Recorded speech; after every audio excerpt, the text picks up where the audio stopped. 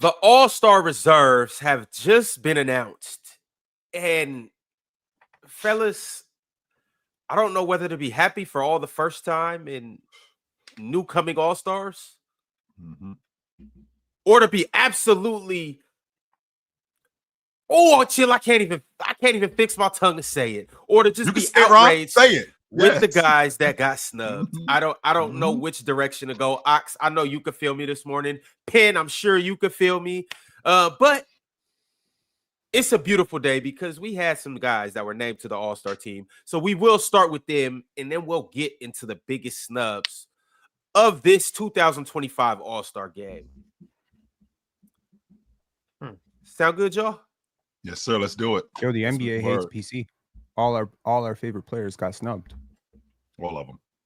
All of them. We went over. Amen got snubbed. So Elmar's. Amen got snubbed. Yes, he did get snubbed. No doubt. I don't know. I mean, it's a long shot. The Rockets needed to have one. You got Trae Young getting snubbed. You got Tyrese Halliburton getting snubbed. You got Scotty Barnes getting snubbed. You got OG Anunoby getting snubbed. I mean, I don't know, man. Seems like the list goes on. Like Domantas Sabonis got snubbed. De'Aaron Fox got snubbed. That ain't nothing, man. Domantas ain't get snubbed, man. That's just the way. It's the way of the world. We got to accept.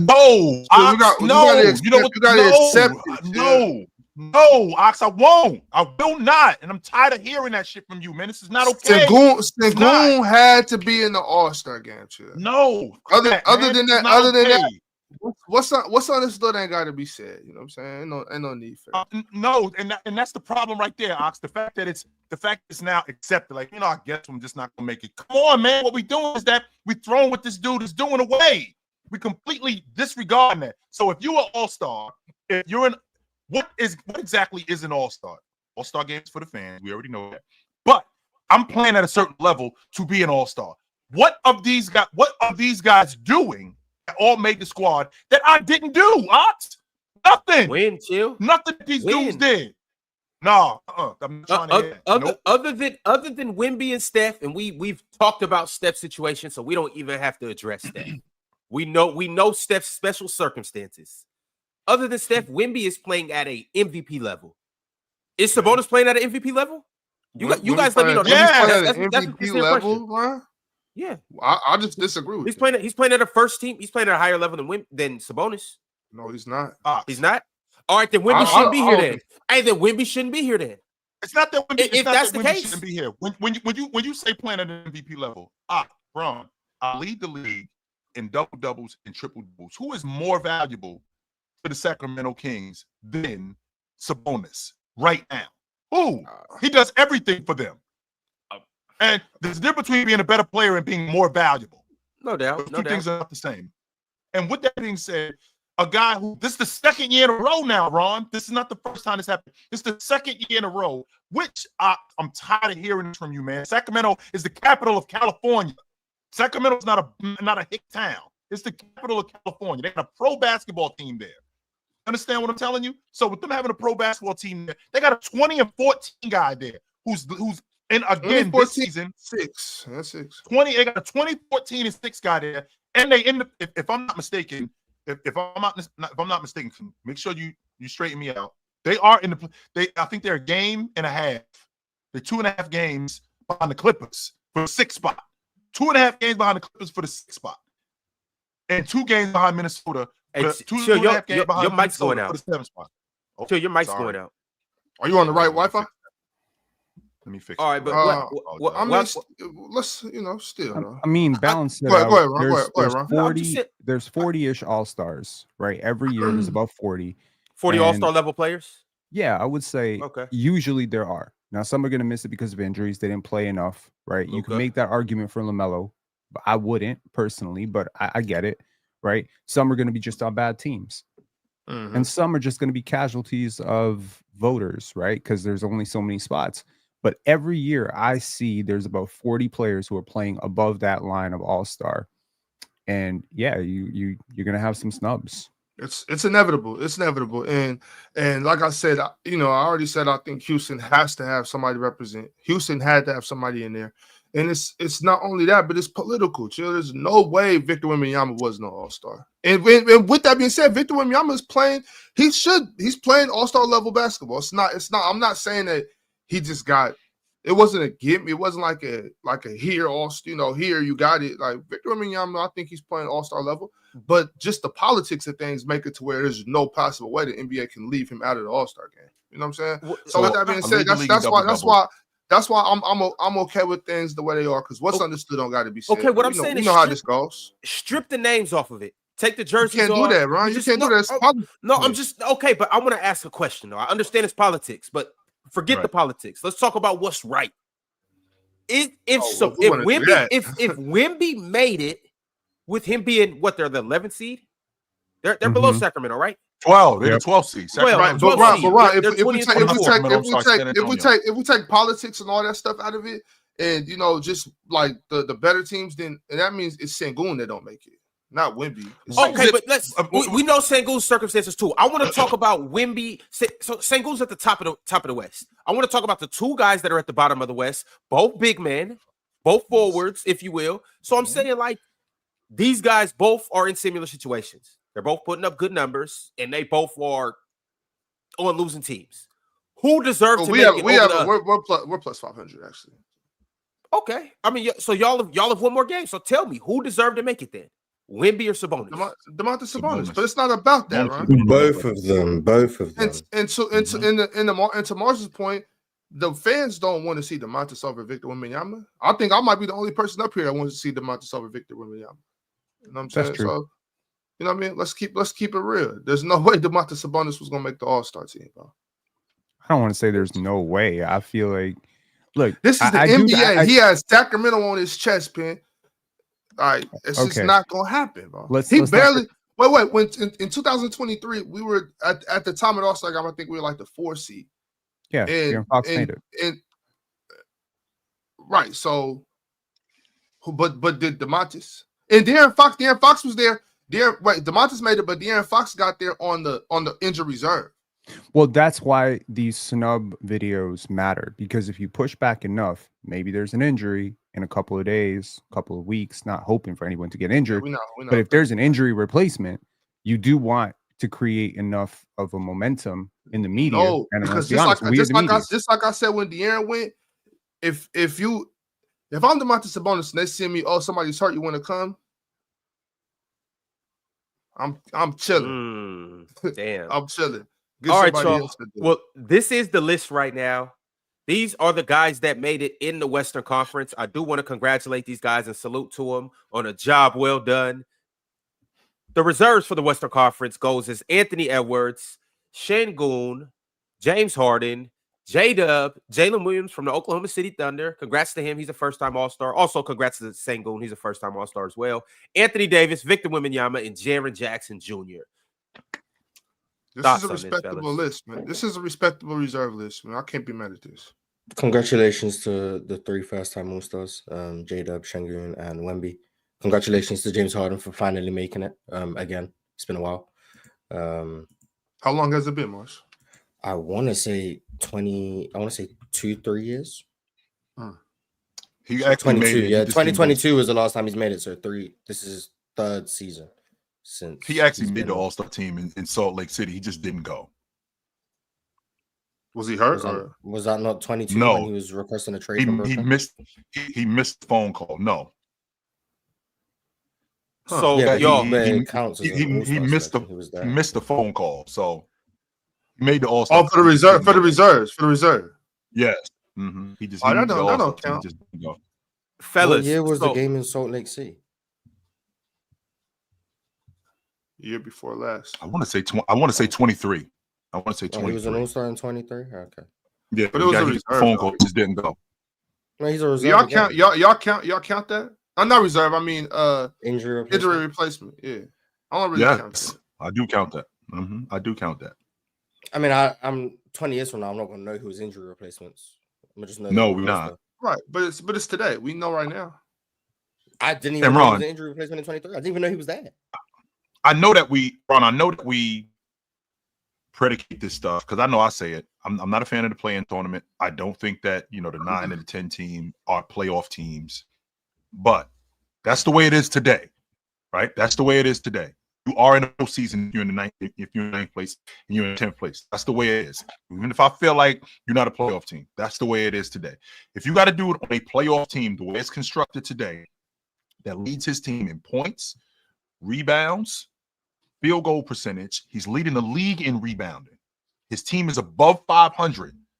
If that doesn't make you an all-star, there is nothing that makes you an all-star. Ox, I'm not buying the politics of this. He don't lead us some points. There's no satisfactory answer. I'm sorry, he's 25 again. He's second on the team in points. Third in points. Debo too. Third in points. It's easy to say this guy didn't make it, that guy didn't make it. Who would you take off? Yeah, that's a great question. Şengün. You would take Şengün off for Domantas Sabonis. We've had this conversation.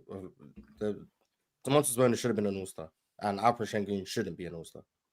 But shout out to Alperen Şengün, second Turkish all-star in NBA history. Big moment for him, big moment for the country. Congratulations, Houston representative. Amazing. Who was the first? Mehmet Okur, I believe. Mehmet, shout out Mehmet. Oh shoot! I believe he was the first. Man, that's crazy because he don't should have been an all-star. Hey, I gotta ask all you guys. He never was. I was surprised he never was. I gotta ask all you guys. So, Chill has gave his discrepancy in what he hates about the list.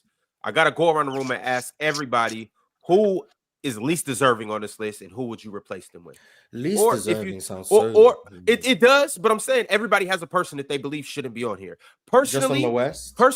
We'll get to the East. Personally, I think this list is perfect. I'm not gonna lie. I think J-Dub deserved it. Number one team in the league. Number one team in the league. Historical defense. I mean, how do you not? The Cleveland Cavaliers got 3. Boston got 2. OKC deserved 2 All-Stars, and I believe J-Dub is playing. Cleveland got 3 because they have legitimately 3 All-Stars. No, I think J-Dub's at that level. Yeah, that's fine. J-Dub's not my biggest issue. And here's the thing, though. Like, because there's some people out there that disagree with J-Dub. You gotta Chill just kind of ran down certain things. Like J-Dub is second on that team in scoring, but one thing that J-Dub does that's crazy for that defense or for that team is what he provides on defense. J-Dub is clearly their second best player. He's going to make the all-league defensive team. Yes, he is. He's going to be an all-league defender this year. The way I look at the All-Star game, and I've looked at it for a while, is that the top 6 teams should automatically get one player in. The top 6 should automatically get one player, and the rest of it just should go up. Just go up to who's playing the best. You know what I'm saying? So in the West right now, with all these players playing at really good levels, I'm not gonna say that J-Dub necessarily over Kyrie, necessarily over DeMontis, people like that. But I'm fine with it. Honestly, Ron, I have no issues with this list right now. I have no issues with this. My issues is no DeMontis and no Kyrie. That's my issues. And so for DeMontis and Kyrie, you would take off Şengün and J-Dub. Yes. Okay. Yeah, I could get with that. But like I said, I think Şengün or Jalen Green, one of them two had to be an all-star. So for those reasons, I might not like it, but I'm cool with this list though. Why is Victor Wembanyama an all-star? Because it's Victor Wembanyama. It's too much money. Let's take too much money involved. That's all I want to know. Why is he's one of the 10 best players on the sport? Because there isn't another player on his team that was even remotely in consideration for this. And his team is close to 500. And it is, I want to say 80% because of him. He's anchoring their defense. He's evolving offensively. It's a huge marketing opportunity. He is a future great in the league, and you want to get him racking up those accolades and those box score stats and stuff like sooner. I completely understand Victor Wembanyama's, place on this list, but I do want to say if you're going to knock out Domantas Sabonis for being, on a play-in team or below a play-in team, you got to really ask yourself, what are these teams really separated by? They're separated by like 2 games, 3 games. That's making the difference. Domantas Sabonis is having a better season than Jalen Williams. I don't care what you say about the standings. He is having a better season than Jalen Williams. He's having a better season than Alperen Şengün.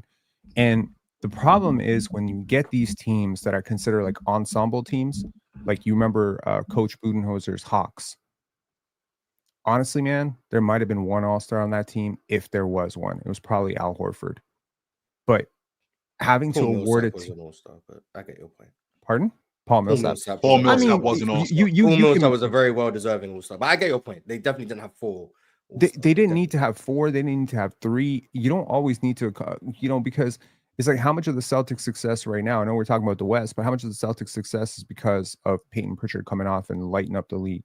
How much of that is coaching? How do you individually isolate and say, okay, well, the second best player on the second team has to have 2 All-Stars? It's the same thing with the West, right?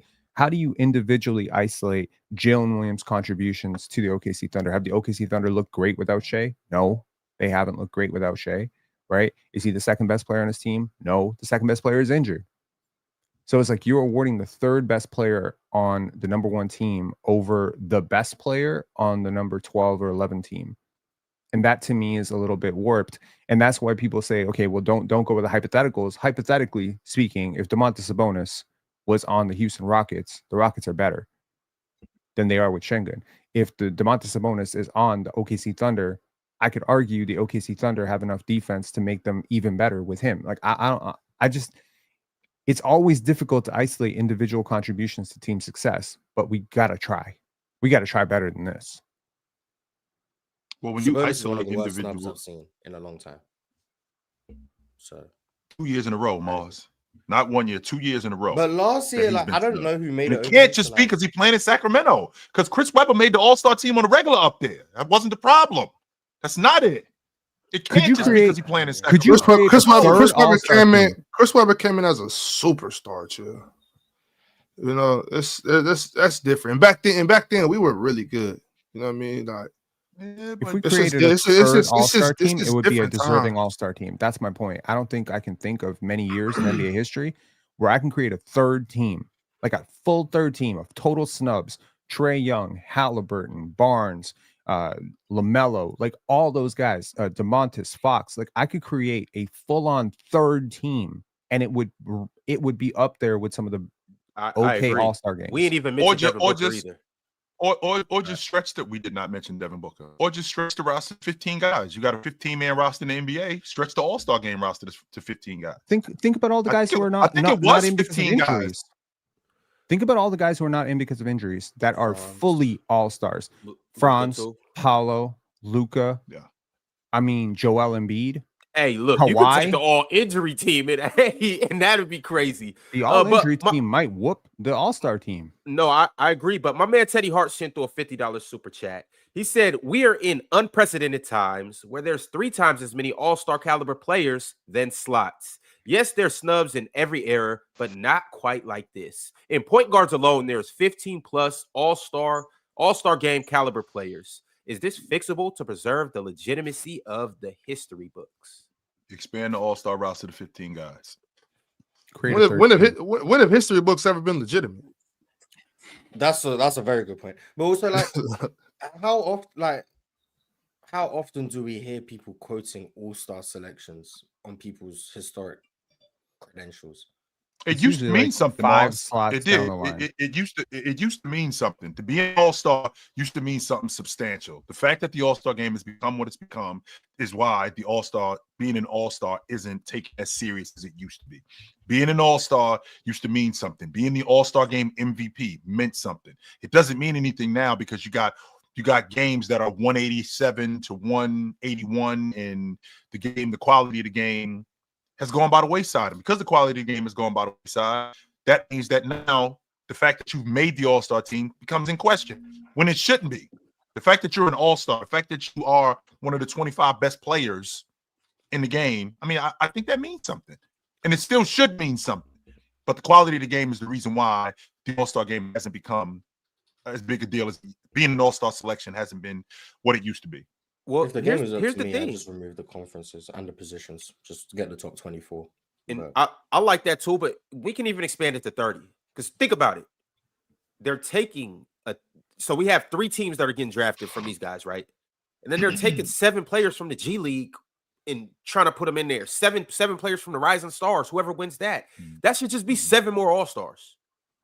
Like if we're being honest, why not? What and I understand them bigging up the rising stars. I actually think that's going to be dope. I can't wait for those guys to come in and play against the All-Star team. I'm more excited about that than anything for All-Star weekend, to see the young guys play against like actual All-Stars. Not saying that they're better, but I just think that's going to be competitive because I think the young guys are really going to come in and try to play. But they shouldn't be invited to the All-Star game because it's the All-Star game. So like that should be 7 more All-Stars. That should be Sabonis. That should be Fox. That should be Trae Young. That should be LaMelo. And that should be anybody else who's been snubbed. Devin Booker. So imagine you're particularly Trae Young, Kyrie Irving, LaMelo, DeMontis, and you're at home watching the G League dudes playing the All-Star game. Yo, if the G League cats win that, I shouldn't be laughing because that shit ain't funny, yo. That shit is not funny, B. I really shouldn't be laughing at that because that shit is not funny, B. You got the league leading rebounder and the assist leader not in the All-Star game.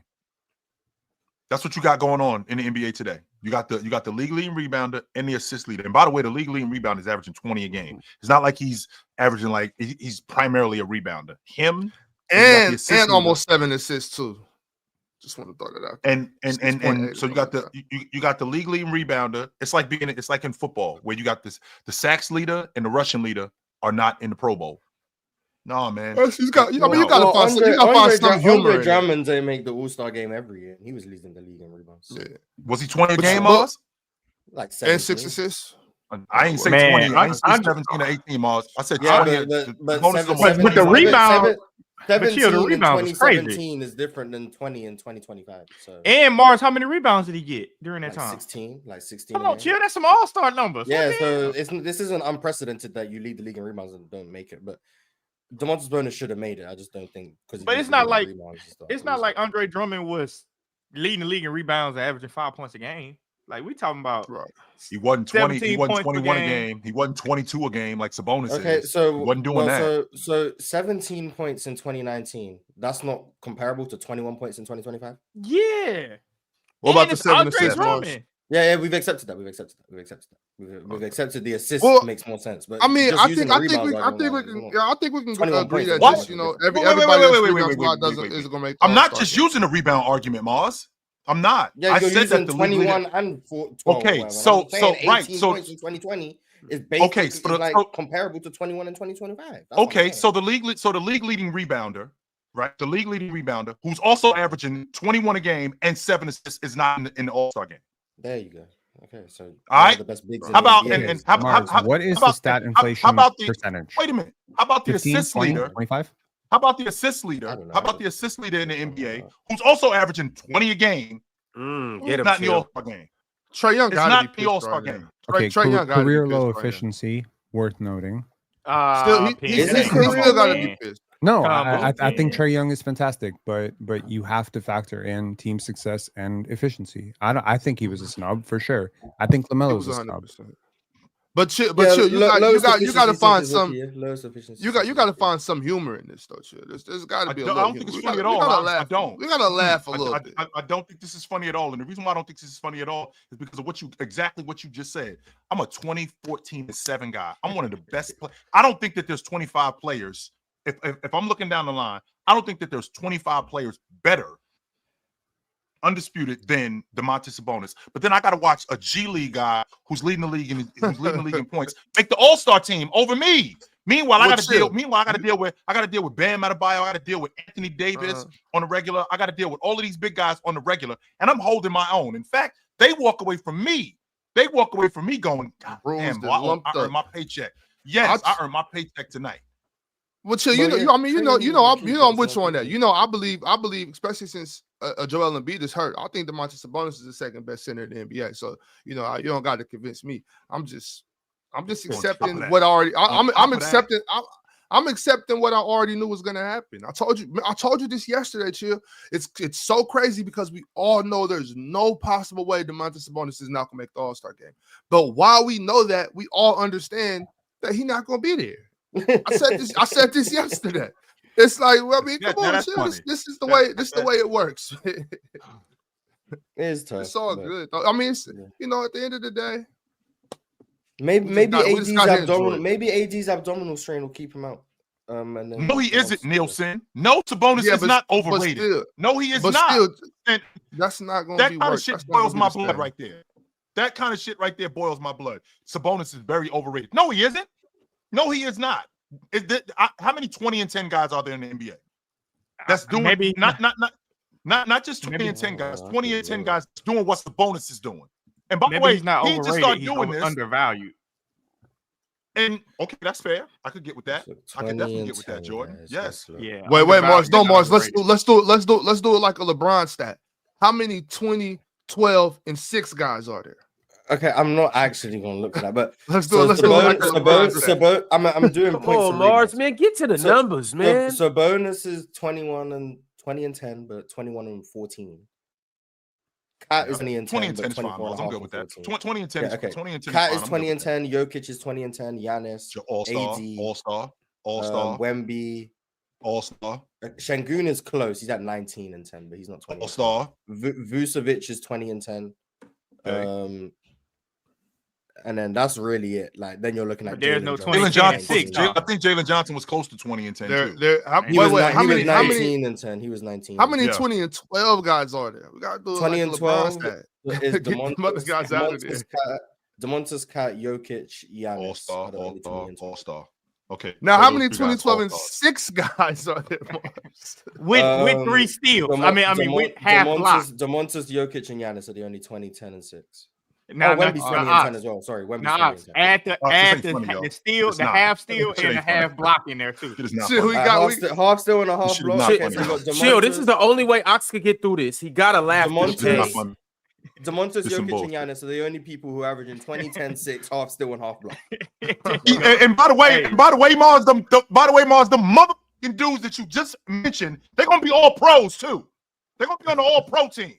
By the way, chill. If the Montes don't make all NBA, I'm gonna be pissed. If you want to add in 40%, meanwhile, did not make the All-Star team. It's only Demontis and Jokic. Yo, I do want to say this though, because I do believe he was true with both of these. Well, I don't believe Demontis is overrated, but I want to ask though, which one is? I do want to say I believe J-Dub's underrated too though. Compared y'all to agree who, with that part? I mean, he's compared to who? Like we talk about underrated by who? Compared to who? I don't want to necessarily compare him. I just want to talk about the value that he provides for the Thunder. He's legitimately their second option. He's legitimately a top 3 defender over there. He provides so much value to that team. And once again, they are at the top of the league, and it is in large part 100%. due to J-Dub. Now I know how are you measuring value though? Are you measuring it over replacement? No, I'm not measuring it by an analytic. I'm the value that he I can look up J-Dub's book real quick. Okay, the value that he brings is based on what I watch him do on a night in, night out basis. I want to present you with something because I think that we are at a point right now where, I was once told that analytics are for people who don't understand basketball. That it helps you understand basketball because you don't see it yourself. So maybe you need a number to help you out. Let me give you a number that's going to help you out. Here are the VORP leaders in the league: Nikola Jokic, Shai Gilgeous-Alexander, Giannis Antetokounmpo. You know who's number 4? Who? Jalen Williams. Domantas Sabonis. Number 5, Jason Tatum, Wemby, Anthony Davis, LeBron, Karl-Anthony Towns. And then suddenly you got Alperen Şengün at number 10. Maybe the stat is broken. I don't know. Josh Hart at 11. Josh Hart is a snub if you want to think about it. Tyrese Halliburton at number 12. How was Josh Hart a snub? Because his VORP is 11th? Yo, Josh Hart's been amazing. I don't know if he's he's not an all-star, man. Well, you stay out of this because you was trying to tell us he was better than SGA last playoffs. I did not say that. That's not what I said, bro. I'm not saying he would be like in the top 5 of snubs in the East, but he's definitely in the top 10 of snubs, top 8. Okay, he's contributing. Okay, yes. You got Kyrie at 24, Tyrese Maxey at 25, Peyton Pritchard at 27, Amen Thompson 28, Nikola Vucevic 29, Luka Doncic at 31. And by the way, VORP does factor in availability. The more games you play, the higher your VORP if you're a positive player. It is derived from box plus minus. So these are the players. You want to talk about players who are notably snubs. I mean, technically, because he plays so many minutes. Chill. But here, that's the thing.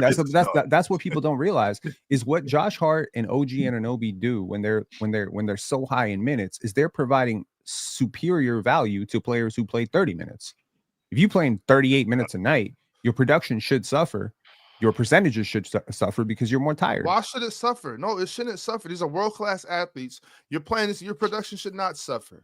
Your efficiency tends to suffer if you play over a certain number of minutes. This is proven over some period of time. If you're a shot chucker. No, well, y'all, you know what we're going to do right quick?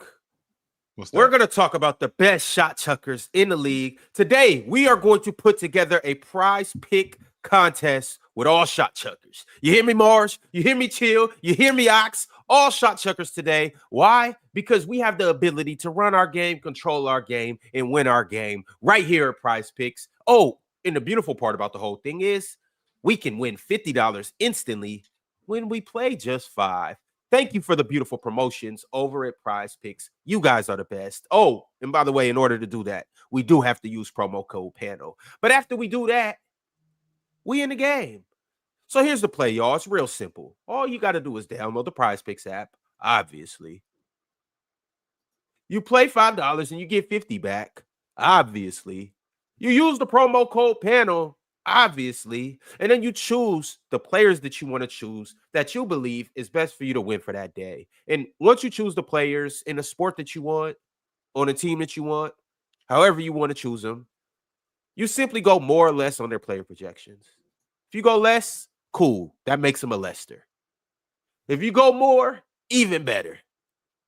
And once you do that, you got to choose 2 or more players.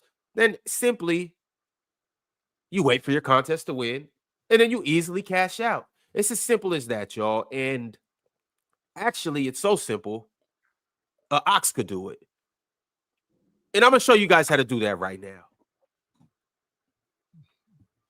Yeah, what's that supposed to mean? That was cool as hell, though. That was cool as hell. That was cool. I exactly. get it to you, Ron. That was cool. Hey, but Ron, we doing Spurs Bucks, right? That's right. So who's the biggest chuckers on the Spurs and the Bucks? Wemby. Definitely. 100%. All right, Mars, you want to? No. Who's the bigger chucker off field, Dame or Wemby? Wemby be launching anything. So we gonna go with a Wemby less. Less? Yeah, he gonna shoot a lot. He ain't gonna make a lot. Okay. Giannis about to lock his ass again. I think he took that last one personally. Yeah, it doesn't matter how personal he can take it personal if he wants. It's not up to him to start making shots. He can't do nothing with Giannis regardless of how personal he takes it. Last year he you went think out the Giannis. first game he's gonna have after being announced as an all-star is a dud? I don't think he dud. He just can't do nothing with. Wait, what's the demon points? What's the demon points? 32. How you go from demon points to less than 20? Less than 20. I just wanted to see what it was at to see like maybe the points and rebounds. 36.5 seems reasonable. What you want? What's his blocks? There is no blocks. Oh, 2.5. Oh, Goblin, that man. There you go, Mars. Now you know what? We'll take there more. You go. Be a man, Mars. Be a man. No. We'll take more than 24.5. He'll get 25 tonight. Okay. Since we already here, I'm about to go real quick. Go ahead. Since we already with the Spurs, I'm gonna go ahead and take my future point guard, Stephon Castle. Oh, y'all convinced, huh? Told y'all, so easy. 29 and a half. We're going demon PRA. Oh man. Yeah, he's gonna have a 10-10-10 triple-double. You ain't know? All right. I guess since it's saying that we have to choose somebody from a different team, I guess I'm gonna go with the opposing team. Let's make it happen.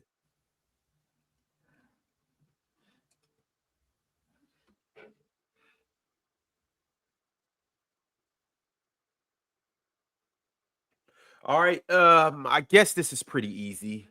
You can't miss with this Andre Jackson PRA. No. We're going with chuckers. And I don't. On top of that, I don't want to piss off Jordan today. So where's Brook Lopez? Where is our designated 3-point shooter? How many threes? Piss me off?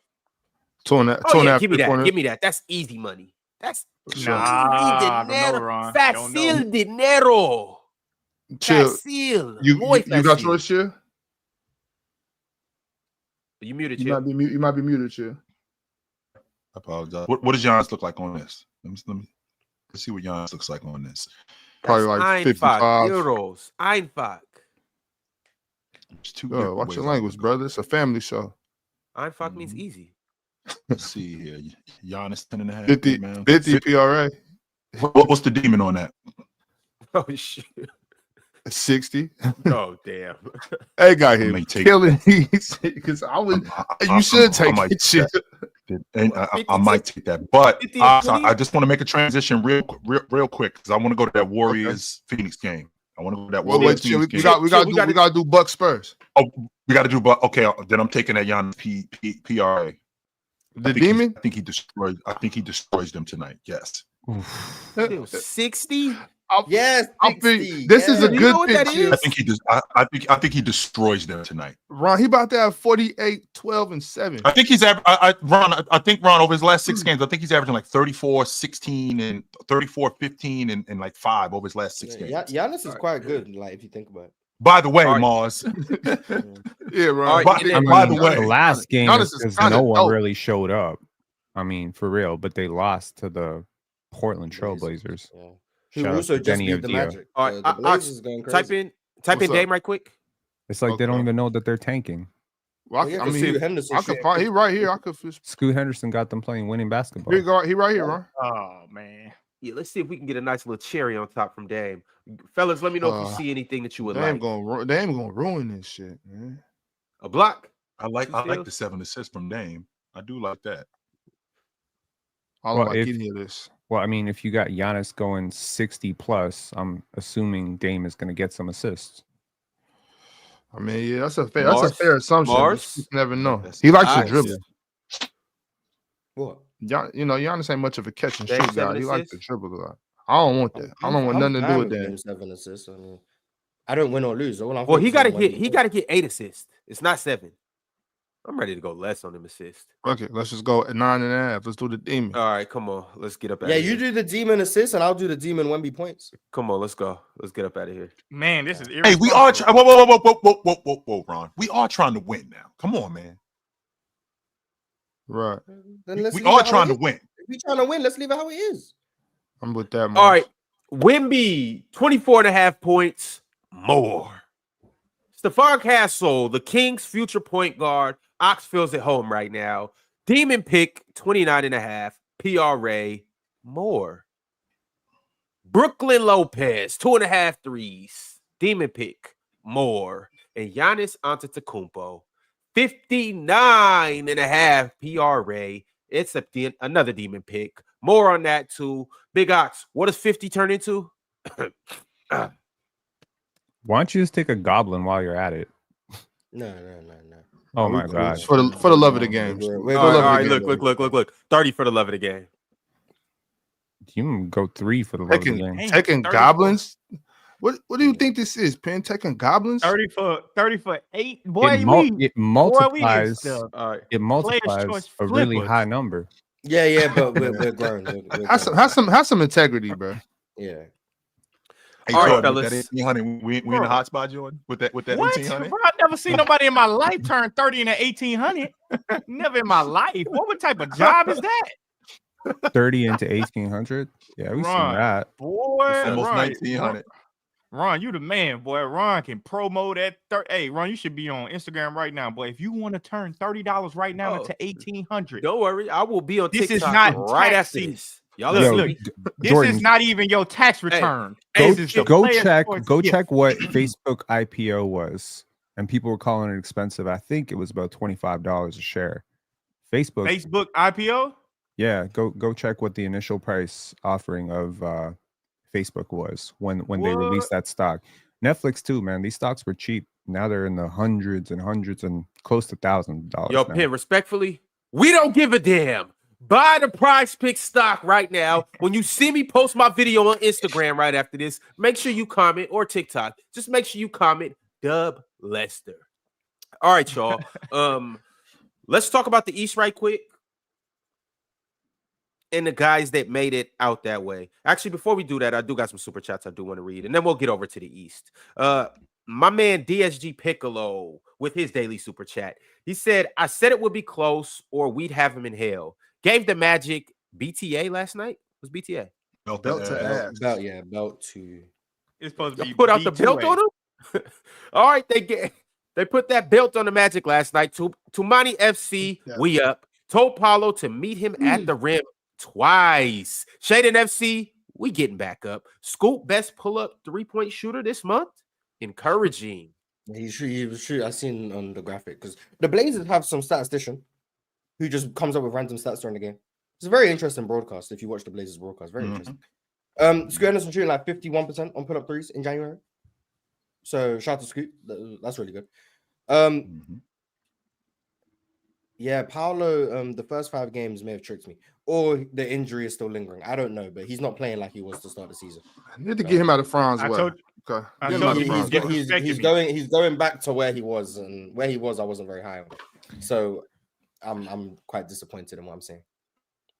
Yo, their offense has been so bad. Egregious. Like so bad, like comically bad. And they got. Was it worse last year than it is today? Was it worse? Because it was bad last year too. It might be worse now. It's worse now. I mean, this is a team that is struggling to score for 8-minute stretches. They can't get a field goal.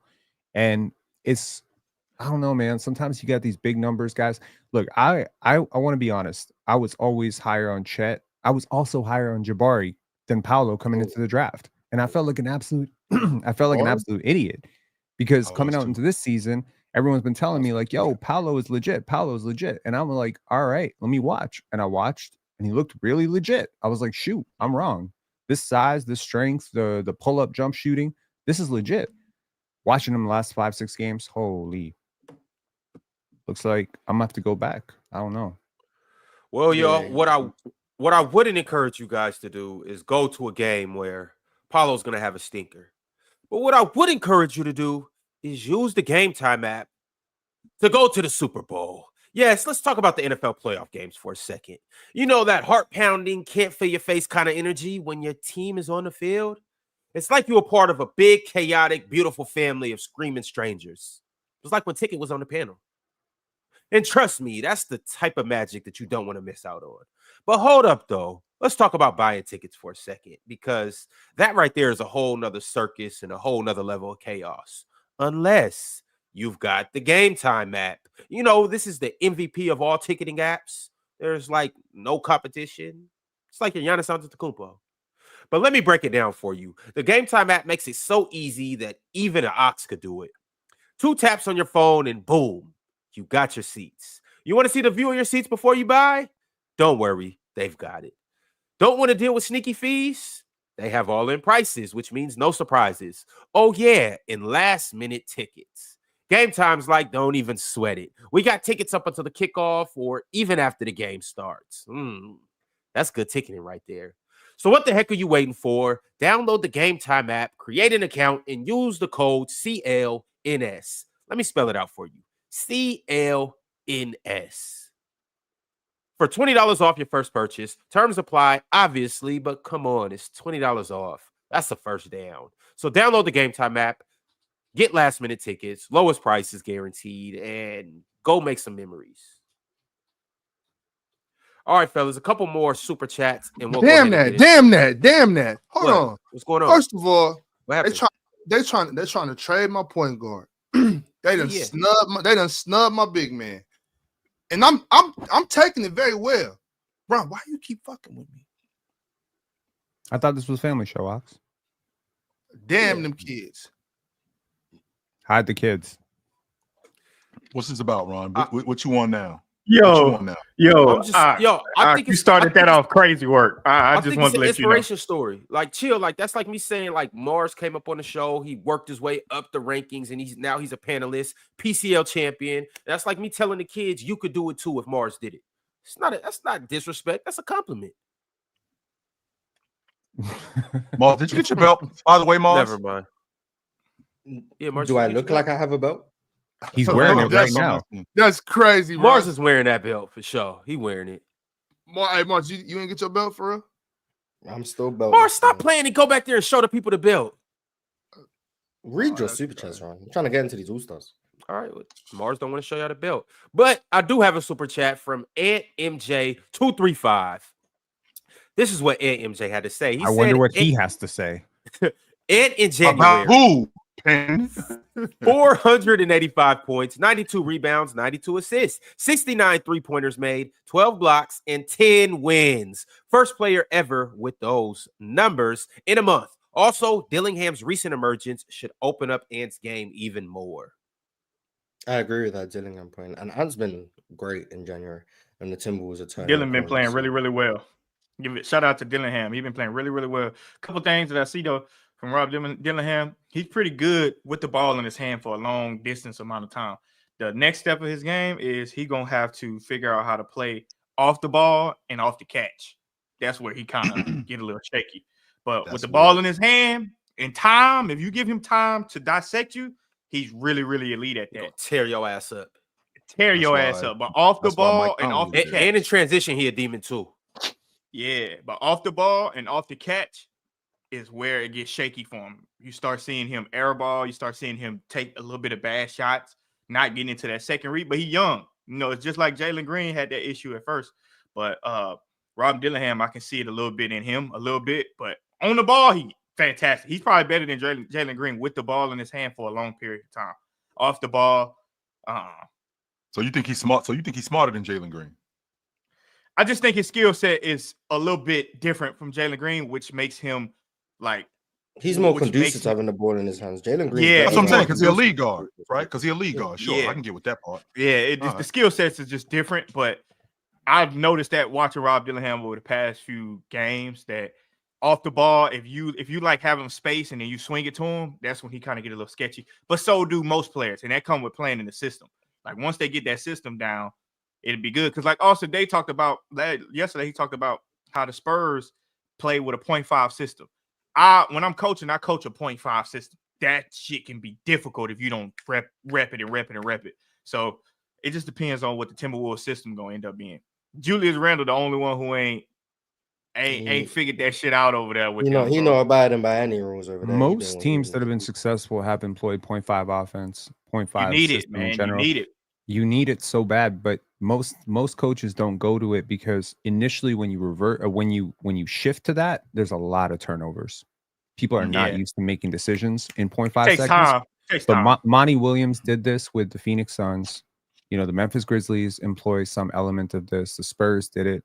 Spo believes in this. There's a lot of teams, man, that have been very successful. Mike D'Antoni was doing it too. Sounds like Mike D'Antoni was doing it too. Yeah, but I tell you what though, as far as it being like very, very successful, I think because it's conducive to what you actually do in your skill set, and it doesn't give you time to make these overthinking mistakes. Like you got to do something. You got to do it right now. And honestly, it takes a little bit of humbling. Like even when I'm coaching it, like when I tell little kids, I'll be like, "Yo, 0.5 seconds. You got to decide whether you're gonna shoot it, drive it, or pass it. If you don't have your mind made up, it's nothing wrong with a quick swing. Nothing wrong with that. And now let's keep an extra action going. So when those extra actions start to turning and twisting and turning, Rob Dillingham is gonna kick people ass, bro. I'm talking because he's so fast. Jordan, I want to stay right here. With Rob Dillingham being in Minnesota, what's the benefit of having Mike Conley with him? I mean, Mike Conley is gonna be that Fred VanVleet for him, but obviously it looks like he doesn't have to be because they got Anthony Edwards. But he's gonna be that big brother to him to kind of show him. They're gonna get off of Mike Conley. I wouldn't be surprised they get off of him at the deadline because they need to keep Mike Conley around for another year. Now I'm not saying that he should start next year. I'm not saying he should start next year. I believe Rob Dillingham should be starting right now, but Mike Conley just being over there. I don't know about starting, but I think they get off of Mike. In 23 minutes last night, Rob Dillingham had 19 points, 8 assists. Yeah, shot 8 for 11 from the field. But it's different. It's different as a starter. And I don't think they need to start Dillingham right now, but I think they get off Mike Conley to get a different guard. Like I think you get a different guard to where you can shoulder minutes with that guard, like maybe a guard like Monte Morris or something like that. Because now I can balance Rob Dillingham minutes without Mike Conley being disappointed or disgruntled. Like I can balance Monte Morris, give him 18 minutes. Now I can up Rob Dillingham off the bench 25 minutes, or I can play with 8 minutes a little bit. But you got Mike Conley who's established. Mike Conley don't want to be. Yeah, he want a mentor, but I'm not finna mentor and give a guy 27 minutes. And I'm like, I don't think Mike Conley. I don't think he's that type of guy. Ron. So first of all, anybody would be that type of guy. No, they won't be. And the reason why they won't be is because if I'm not mistaken, Mike Conley, I think he won the teammate of the year last season. Yeah, so Mike Conley he is that dude. That's number one. Number two, Mike Conley is accepting his mortality. Mike Conley knows that he doesn't have a lot of time left. He's 36 years old, going on 37. He on his last year, right? He on his last year of his contract. Yeah, he on his last year of his contract. And yes. Chill, I hear what you're saying about the teammate of the year stuff. When I'm on the last year of my contract, I don't give a damn about no teammate of another year. I'm trying to survive. I want another year. I want some more contract. But here's the difference, though, which is fair, and you're going to get another deal playing more the way we just got finished talking about, being disgruntled. That's number one. Number two, to Ron's point, if I'm Dillingham, who I think Dillingham is going to be a player in this league, he needs Mike Conley. He 100% needs Mike Conley. You want to put him on the floor, Jordan. Can do that, though. No, not like Mike Conley can. I think who better? I think not like just like what's going on in San Antonio. Just like what's going on in San Antonio with Castle. He needs Chris Paul to teach him how to play the lead guard spot. He needs him to teach him how to play the league guard spot, and that's why I think that Mike Conley, if he stick around for one more season, that's why Cat was up in that's why Kevin Garnett came back to Minnesota for other reasons too. That there was some promises that were made that they fell through on. But one of the main reasons why he came back there was to show Cat how to play the 4 spot. Mike Conley is showing Rob Dillingham how to play a lead guard spot, because you're gonna be here way longer than me. You're gonna be around way longer than I am right now. I'm on my way out.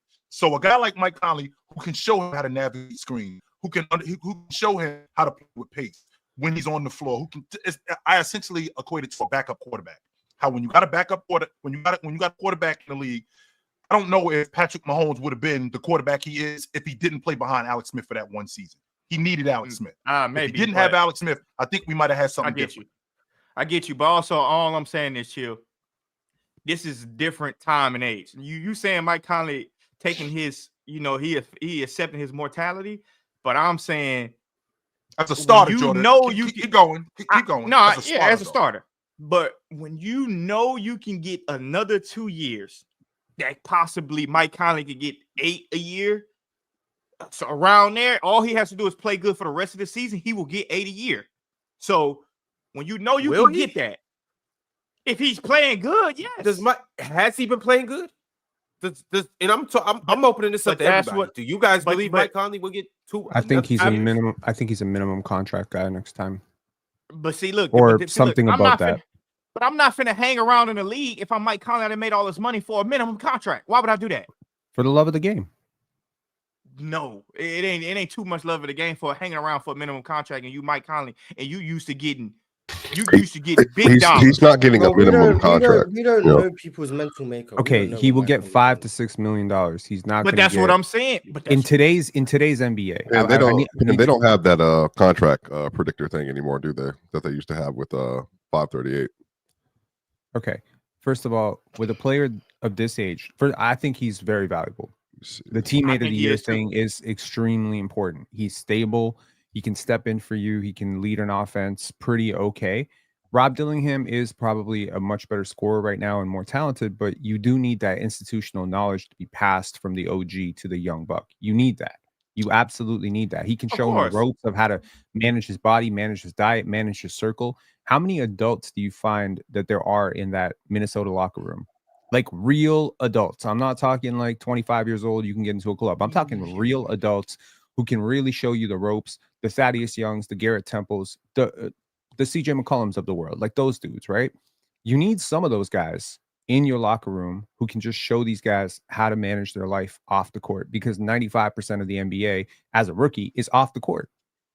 Yeah, are we aware he has another year on his deal? Just for context, Mike Conley does have another year on his deal. Yes, he does. Yeah, just at 10 million. Yeah, just making sure. Oh, okay. Yeah, all right. Now that's even another question from a business standpoint. From the Minnesota Timberwolves, with the rising star of Rob Dillingham, who was drafted 7th? What was Rob Dillingham drafted? 8th. 8th. He's rising up. All I'm saying is pressure is going to be building to put him in that lineup. All I'm saying is if I'm the Minnesota Timberwolves, if I can move $10 million at the deadline for somebody like Monte Morris or something like that. Why he got to start, Jordan? Why does he have to start when he's better than Monte though? Why would I move him from Monte? Because it's not about him being better. It's about me. It's about me mixing up their minutes without it causing any confliction. Like it's not going on right now. He thinks there's potential for Mike Conley to not be receptive. But Mike Conley is like, I mean, I don't want to assume anything. I don't want to assume anything. It's hard for us to we don't know Mike Conley personally to know his reactions. We know enough about him, don't we? We never seen him do it. We've been watching him for like 17 years. We never seen Mike Conley come off the bench. Well, I mean, you know why we never seen him come off the bench? He has a tremendous reputation in the league. That's why. That's why, because he's 36 years old. He's older. And there's certain guys that you can feel. He started coming off the bench this year, because before Dante DiVincenzo got hurt, he was coming off the bench, and then Dante got hurt, so now he's back. But he's okay with it. Hasn't he? I don't watch Mike Conley interviews to know if he's mad or not. I don't watch. Let's take the interviews. Let's take the interviews off the table for a second, Moss. Just Mike Conley on the floor. His energy. Does it seem like he's got a problem with being a rotation? No, hell no. Like from all I've seen of Mike Conley, I don't think he's one of those people who aren't going to be receptive to coming off the bench, especially at this point in his career. He is a pro. But I also can't say that with certainty. Like it is possible that a new role might make him upset, but I'm not going to trade him for Monte Morris because it potentially might make him upset, especially when I think there's a major fall off between Mike Conley and Monte Morris. He's come off the bench. I don't even think Mike Conley's that good anymore, but Monte Morris just sucks. So Monte Morris sucks. Damn. Yes. Mike Conley, comparatively, I guess. Mike Conley adds. I don't think he sucks. This is from January 24th. And he was asked about adjusting to his new role. He said it's been unique with different lineups. With Cat here, I had the ball a little bit more because he didn't bring it up as much. With Julius here, he has the ball a lot. Chill. And he said, Julius I find myself not Mike. Hold on. Julius has the ball a lot, or he has the ball. He says with Julius here, he meaning Julius has the ball a lot. I'm with him. Okay. I find myself being in the corners and trying to space in places. Throughout the game, I realized that I haven't even broken the paint or made a play for anybody the entire time I've been out here. It continues from this point on. I'm trying to be more aggressive and assertive. It doesn't mean I shoot a bunch of times. It means that I try to make situations happen by getting into the paint, pushing the tempo, and by being more aggressive. That's just good basketball. You see how he brought up, I don't even touch the paint. He's 6 feet tall. He's 6 feet tall, and he's talking about, I don't even touch the paint. You know what I'm saying? Because he understands you gotta get from this side of the court, cut through certain ways to make defensive shift. That's just bad basketball. Sound like disgruntled to me though. No, it doesn't, Jordan. It could be. I feel like it sounds. Or you could just be telling the truth. I feel like it sounds disgruntled to you. I mean, there's 10 NBA players. That's what it's who say the exact same thing every year. That sounds like all it sounds like to me is he's talking about having. I think this is yet another teammate of Julius. All it sounds like to me is he's talking about adjusting. Adjusting to Julius is a real thing. Of course, but listen, but when you say something, it just sounded like that. Can we just get one team with Julius Randle? But when you say something like swap them all on one team, Swap could have read it a little more jovial, and maybe it would. No, because when you say it because when you answer questions like that, you they ask him about his role. Oh, it's a little unique. I don't think about it's a little unique. Nah, it's either good or it ain't. I'm cool with it. Yeah, I'm fine with all this. I don't think a black and white perspective in the NBA. No, I personally everything Swiper that you just read, Swiper, everything that you just read. You know what Jordan heard? I don't have a ball in my hand. This ain't really my game. This ain't the really way I play. I should be there. Why did he bring it up? Because it's different, Jordan. That's fine. That's like when you talking to your girl. That's like you talking to your girl and she say, "Baby, are you all right?" And you say, "Yeah, I mean, I'm a little frustrated, but I'm cool." Yeah, it's good. That's not to say. Okay, boy, you smoking from the ears. Boy, you smoking from the ears at that point. But I don't know if you know this, Jordan. But different and smoking from the ears are synonyms. They're the same. So different and unique. Yeah, it's not different. It's not synonym from this ain't the shit I'm used to. Right, that's what I was about to say. It sounded to me like you listen to him going, "Yo, this shit sucks." And I don't know if you bought it. I just think from a basketball standpoint, we should probably just simply acknowledge that he is being very frank and honest and right, that playing with Karl-Anthony Towns as opposed to playing with Julius Randle is a functionally different role. And of course, and I don't want to do it. And he might, and again, playing with Julius. I've already said this. I don't think people enjoy playing with Julius. I've said this multiple times. I don't think he's a player that amplifies people's game. He's a ball stopper, but that's just what he does. But Julius is good at what he does. It's just that it has not conflated to winning often. Now, I do think Mike Conley, because he's a consummate pro, he will make the adjustments for the sake of the team, and because he's an adult. Now, Jordan, I've already heard your opinion. Let me finish up mine. I think that for Mike Conley, because he's a 17-year veteran or whatever, I think he's always shown that whatever the team needs, I will do. And that's what even Jordan, remember with Memphis back in the day, he was crazy. Now, Jordan, you might remember, a lot of people remember, when he came out of high school, he was crazy. When he came out of Ohio State, he was crazy. But he got to Memphis, and then he realized that, okay, well, they don't need me to be like a score first guard. I'm going to be a playmaker facilitator. He locked in. He became an all defense level guard. I'm saying then what he did after that. What do you mean what he did after that? No, I'm saying after he got, like, why did he get out of Memphis? Why did he get out? They traded him. Oh, okay. And then he went to Utah, and then he was good. And then what happened? They got the number 1 overall seed. And then I'm saying what happened after that. How he end up in Minnesota? What do you mean how they got traded? Right. There we go. What's that? Well, I don't understand what that means. Not because of his game, but because he's getting older, Jordan. Why can't you accept the fact that he's not a competent guard in the league either. Chill. If you brought me a plate of food and you say, is it good? And I say, it's unique. It's different. It ain't seasoned how I like to be seasoned. I mean, it ain't seasoned the way my Ron, let me ask you this. As the host, you're the Mike Conley of this space. Do you not think that the way you have to ask questions and adjust your role as a host depends on who's up here? He's the point guard. That's what he does. He's the host. He is golf, like, if we talk, do you think you have to adjust your role based on who's on the show that day? I'm Russell Westbrook. I'll just go out there and hope. Whichever point guard you want, John Stockton, and we win. Curry. But not for sure. Like that's the mark of a good player, though. Not even just a point guard. That's a mark of a good player. You got to adjust the way you play based on who you're playing with. Some players aren't able to do it. Some players you only know one way, and I think that's a negative. But if you are able to adjust to coming off the bench, if you are able to adjust to I got rebounders, so I don't have to rebound as much. So I'll wait and get loose balls and stuff like that. Or if you notice that you don't have playmakers on your team, so I got to do more passing. Or if you notice that I got shooters, so let me get them off. Like you gotta be aware of personnel. Yeah, but this is so far wrong in the NBA. This is where we go so far wrong. Because Swiper read out a quote, right? And he read it in his tone, but 90% of communication is nonverbal. You don't know how Mike Conley said it. You don't know how he meant it. We can only assume. What he said, Pin. No. Hang on. Pin, Jordan. I'm sorry. We are moving off of Mike Conley. It's no way we're about to do another 20 minutes on Mike Conley. No, I got you. Sorry, that's fine. But if I say your food is nasty, it's nasty. All right. Teddy Hart sent through another $25 super chat, and he said, this has to be partially because great players lasting longer, while new generations are simultaneously ascending, and it's an overload. Chilling Mars for co-commissioner to fix the issue. I promise. You ready, Mars? I wouldn't fix the issue, Matt. I would remove conferences. I'd remove positions. I'd make it 30 All-Stars instead of 24. And I would let the fans vote for all 30. So I wouldn't fix anything. All 30? Yes. Are you willing to deal with Bronny James? Yes. After that shit, All-Star? As far as I'm concerned, you look at the fan voting. I'm not asking Ron to bring it up because I know like that would take long to go get it. You look at the top vote getters, there was no Bronny James.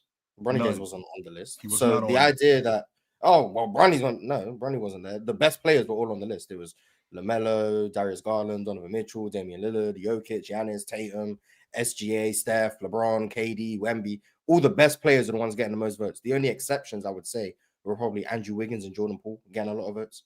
Correct. And I'm like, of 30 All-Stars, if the fans get 2 players who are like, then clearly not all-star caliber players, but the fans wanted to see them, I'll live with 2 guys who probably shouldn't be there, but the fans at least wanted them there, as opposed to what we have right now, whereas guys who still shouldn't be there, and the fans ain't even want them there. Like, so I'd rather the guys who the fans wanted to be there are not there. Exactly. LaMelo was first in fan votes for guards in the East, and he's not there. So like, I'd rather have the guy the fans actually wanted to be there, even if maybe he's not as deserving as someone who the fans didn't want as much, as opposed to how it currently is, where the fans aren't even getting what they want. And we're still talking about snubs, very obvious snubs anyway. So That's how I would do it. I'm not saying that's perfect. I also think All-Star Weekend is probably just kind of pointless at this point. But like, no, it's not. If the game is for the fans, that's what I would do. Just remove all the restrictions. Let the fans choose who they want to see. If they want to see Bronny, then they're gonna see Bronny. Like, it is what it is. I don't. But you're assuming that the fans would vote the same if they knew that they had all 30 votes versus right now where they don't think they do. You're gonna have the fans who are gonna troll, like, bro. You're gonna have somebody shouting out a Korean pop star or Taylor Swift and getting an all-star bid on that. It completely ruins the integrity. I'm aware of the fact that there's going to be fans who are going to vote for Ben Simmons. There is no integrity left, Pin. There's some integrity. I'm perfectly aware of that possibility, and I'm accepting it because at the end of the day, yes, there will be fans who will troll and vote for Ben Simmons. There will be fans who troll and vote for Bronny. You talking about yourself? Just you. That's perfectly fine. Those fans will exist. At the end of the day, LeBron James will still be there. Kevin Durant will still be there. Nikola Jokic will still be there. Victor Wembanyama will still be there. Jason Tatum will still be there. Giannis will still be there. Anthony Davis will still be there. Anthony all the Davis better players, the best players in the game will be there. All of the top 10, top 15 players will still undoubtedly be there because guess what? The most popular players in the NBA are the best players in the NBA. And I know this fake woke thing. Oh, my favorite player is that's a fact. On the Blazers. No, it's not. That is a fact. Yes, it is. The most popular players in the NBA are the best players in it. That's a fact. Yes. The most popular players. So Kyrie will get votes. Luka will get votes. Blah blah blah. And I'm willing to accept that. Okay, of 30 All-Stars, maybe on any Jordan year, Poole is more popular than Scotty Barnes. Is he better than Scotty Barnes? Be for real now. There's some outliers, but you also got to look at the context. That doesn't mean that the top 15 are everyone's top 15 favorite. Like, but I mean, like, still add context to that too, though. Sometimes when I say things, like, we have to understand that not everything is literally to the point. My point is the best players in the NBA. You look at the top 30, top 35 players in the NBA. They are going to be the consensus favorite players by the fans. That's what it's going to be. That doesn't mean that Jokic is the league's favorite player because he's the best. No, but Jokic is one of the most popular players in the NBA and will get voted in accordingly. LeBron James is not the best player in the NBA anymore. He's the most popular player in the NBA. He will get voted in accordingly. What I'm saying is the most popular players in the league are all-star caliber players. All of them. Every single one of them. All of the most popular players in the NBA are all-star caliber players. The only exceptions maybe how popular is Bronny. That's it. Everyone else is extremely popular because they are all-star caliber players. So when I say that, I'm accepting that of the 30 all-stars, maybe 3 or 4 on any given year might be questionable. Maybe a Bronny will get in there. Maybe it will be a Zaza Pachulia situation. That's fine. The other 26, 25 will be legitimate all-star caliber players that the fans want to see. And I'm perfectly fine with accepting 5 non-all-stars because the fans wanted to troll. Because at the end of the day, the fans get what they want to see. If they want to see Ben Simmons, then they get to see Ben Simmons. So like, I'm perfectly fine with that. I'm accepting that as a possibility and a very high probability. And I'm saying I don't care. I still think it would be worth it for the fans to see who they want to see. Ben, are you comfortable? Right now, it's presently constructed, like, they're still snubbing people. People who shouldn't be there are still making it. And the fans are disappointed because they're voting for LaMelo and he doesn't make it. Might as well just let the fans get what they want and still have the questionable players in there anyway. Penn, are you comfortable with, to Mars's point, are you comfortable with 80% of the guys, getting 80% of the guys right? That's 4 out of every 5 guys. Are you comfortable with that? No, because I think it leaves the position open for disastrous outliers, which completely, that's what the league has always tried to avoid, right?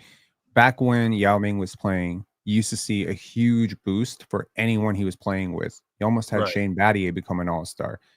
You don't want Shane Battier becoming an all-star. Yes, I do. Why not? Because he's not an all-star. Ain't no way hell Shane Battier should be all-star. Yeah, so when that happens, it really does. I mean, it's like when you hand an Oscar to a really terrible film. It kind of ruins the credibility of the award. And at some point, I think the league takes itself seriously enough that they do want to make sure that their league MVP, their all-stars, their all-NBA players represent their assertion of values. And their assertion of values are greatness of basketball. So if you have, if you have a Santi Aldama fan club at some point that somehow, creates some momentum and Santi Aldama makes it in over Domantas Sabonis, I mean, it's one thing when Alperen Şengün makes it over Domantas Sabonis, where we can split hairs and be like, all right, did it, okay, but still, Şengün's good. He's a really good player. He's one of the top 50 players. There's not one player who made an all-star that you could argue realistically isn't a top 50 player. But what if the 195th player, 2 or 3 of them made it? Now the whole list's cooked. You can't do it. can't do it. Yeah, I agree with that because also if you open it up, the All-Star game as if it meant something more than just a game for the fans. Then yeah, I think Mars's NBA commissioner philosophy is some people just want to see the world burn. No, my commissioner philosophy is the All-Star game and the festivities are an exhibition.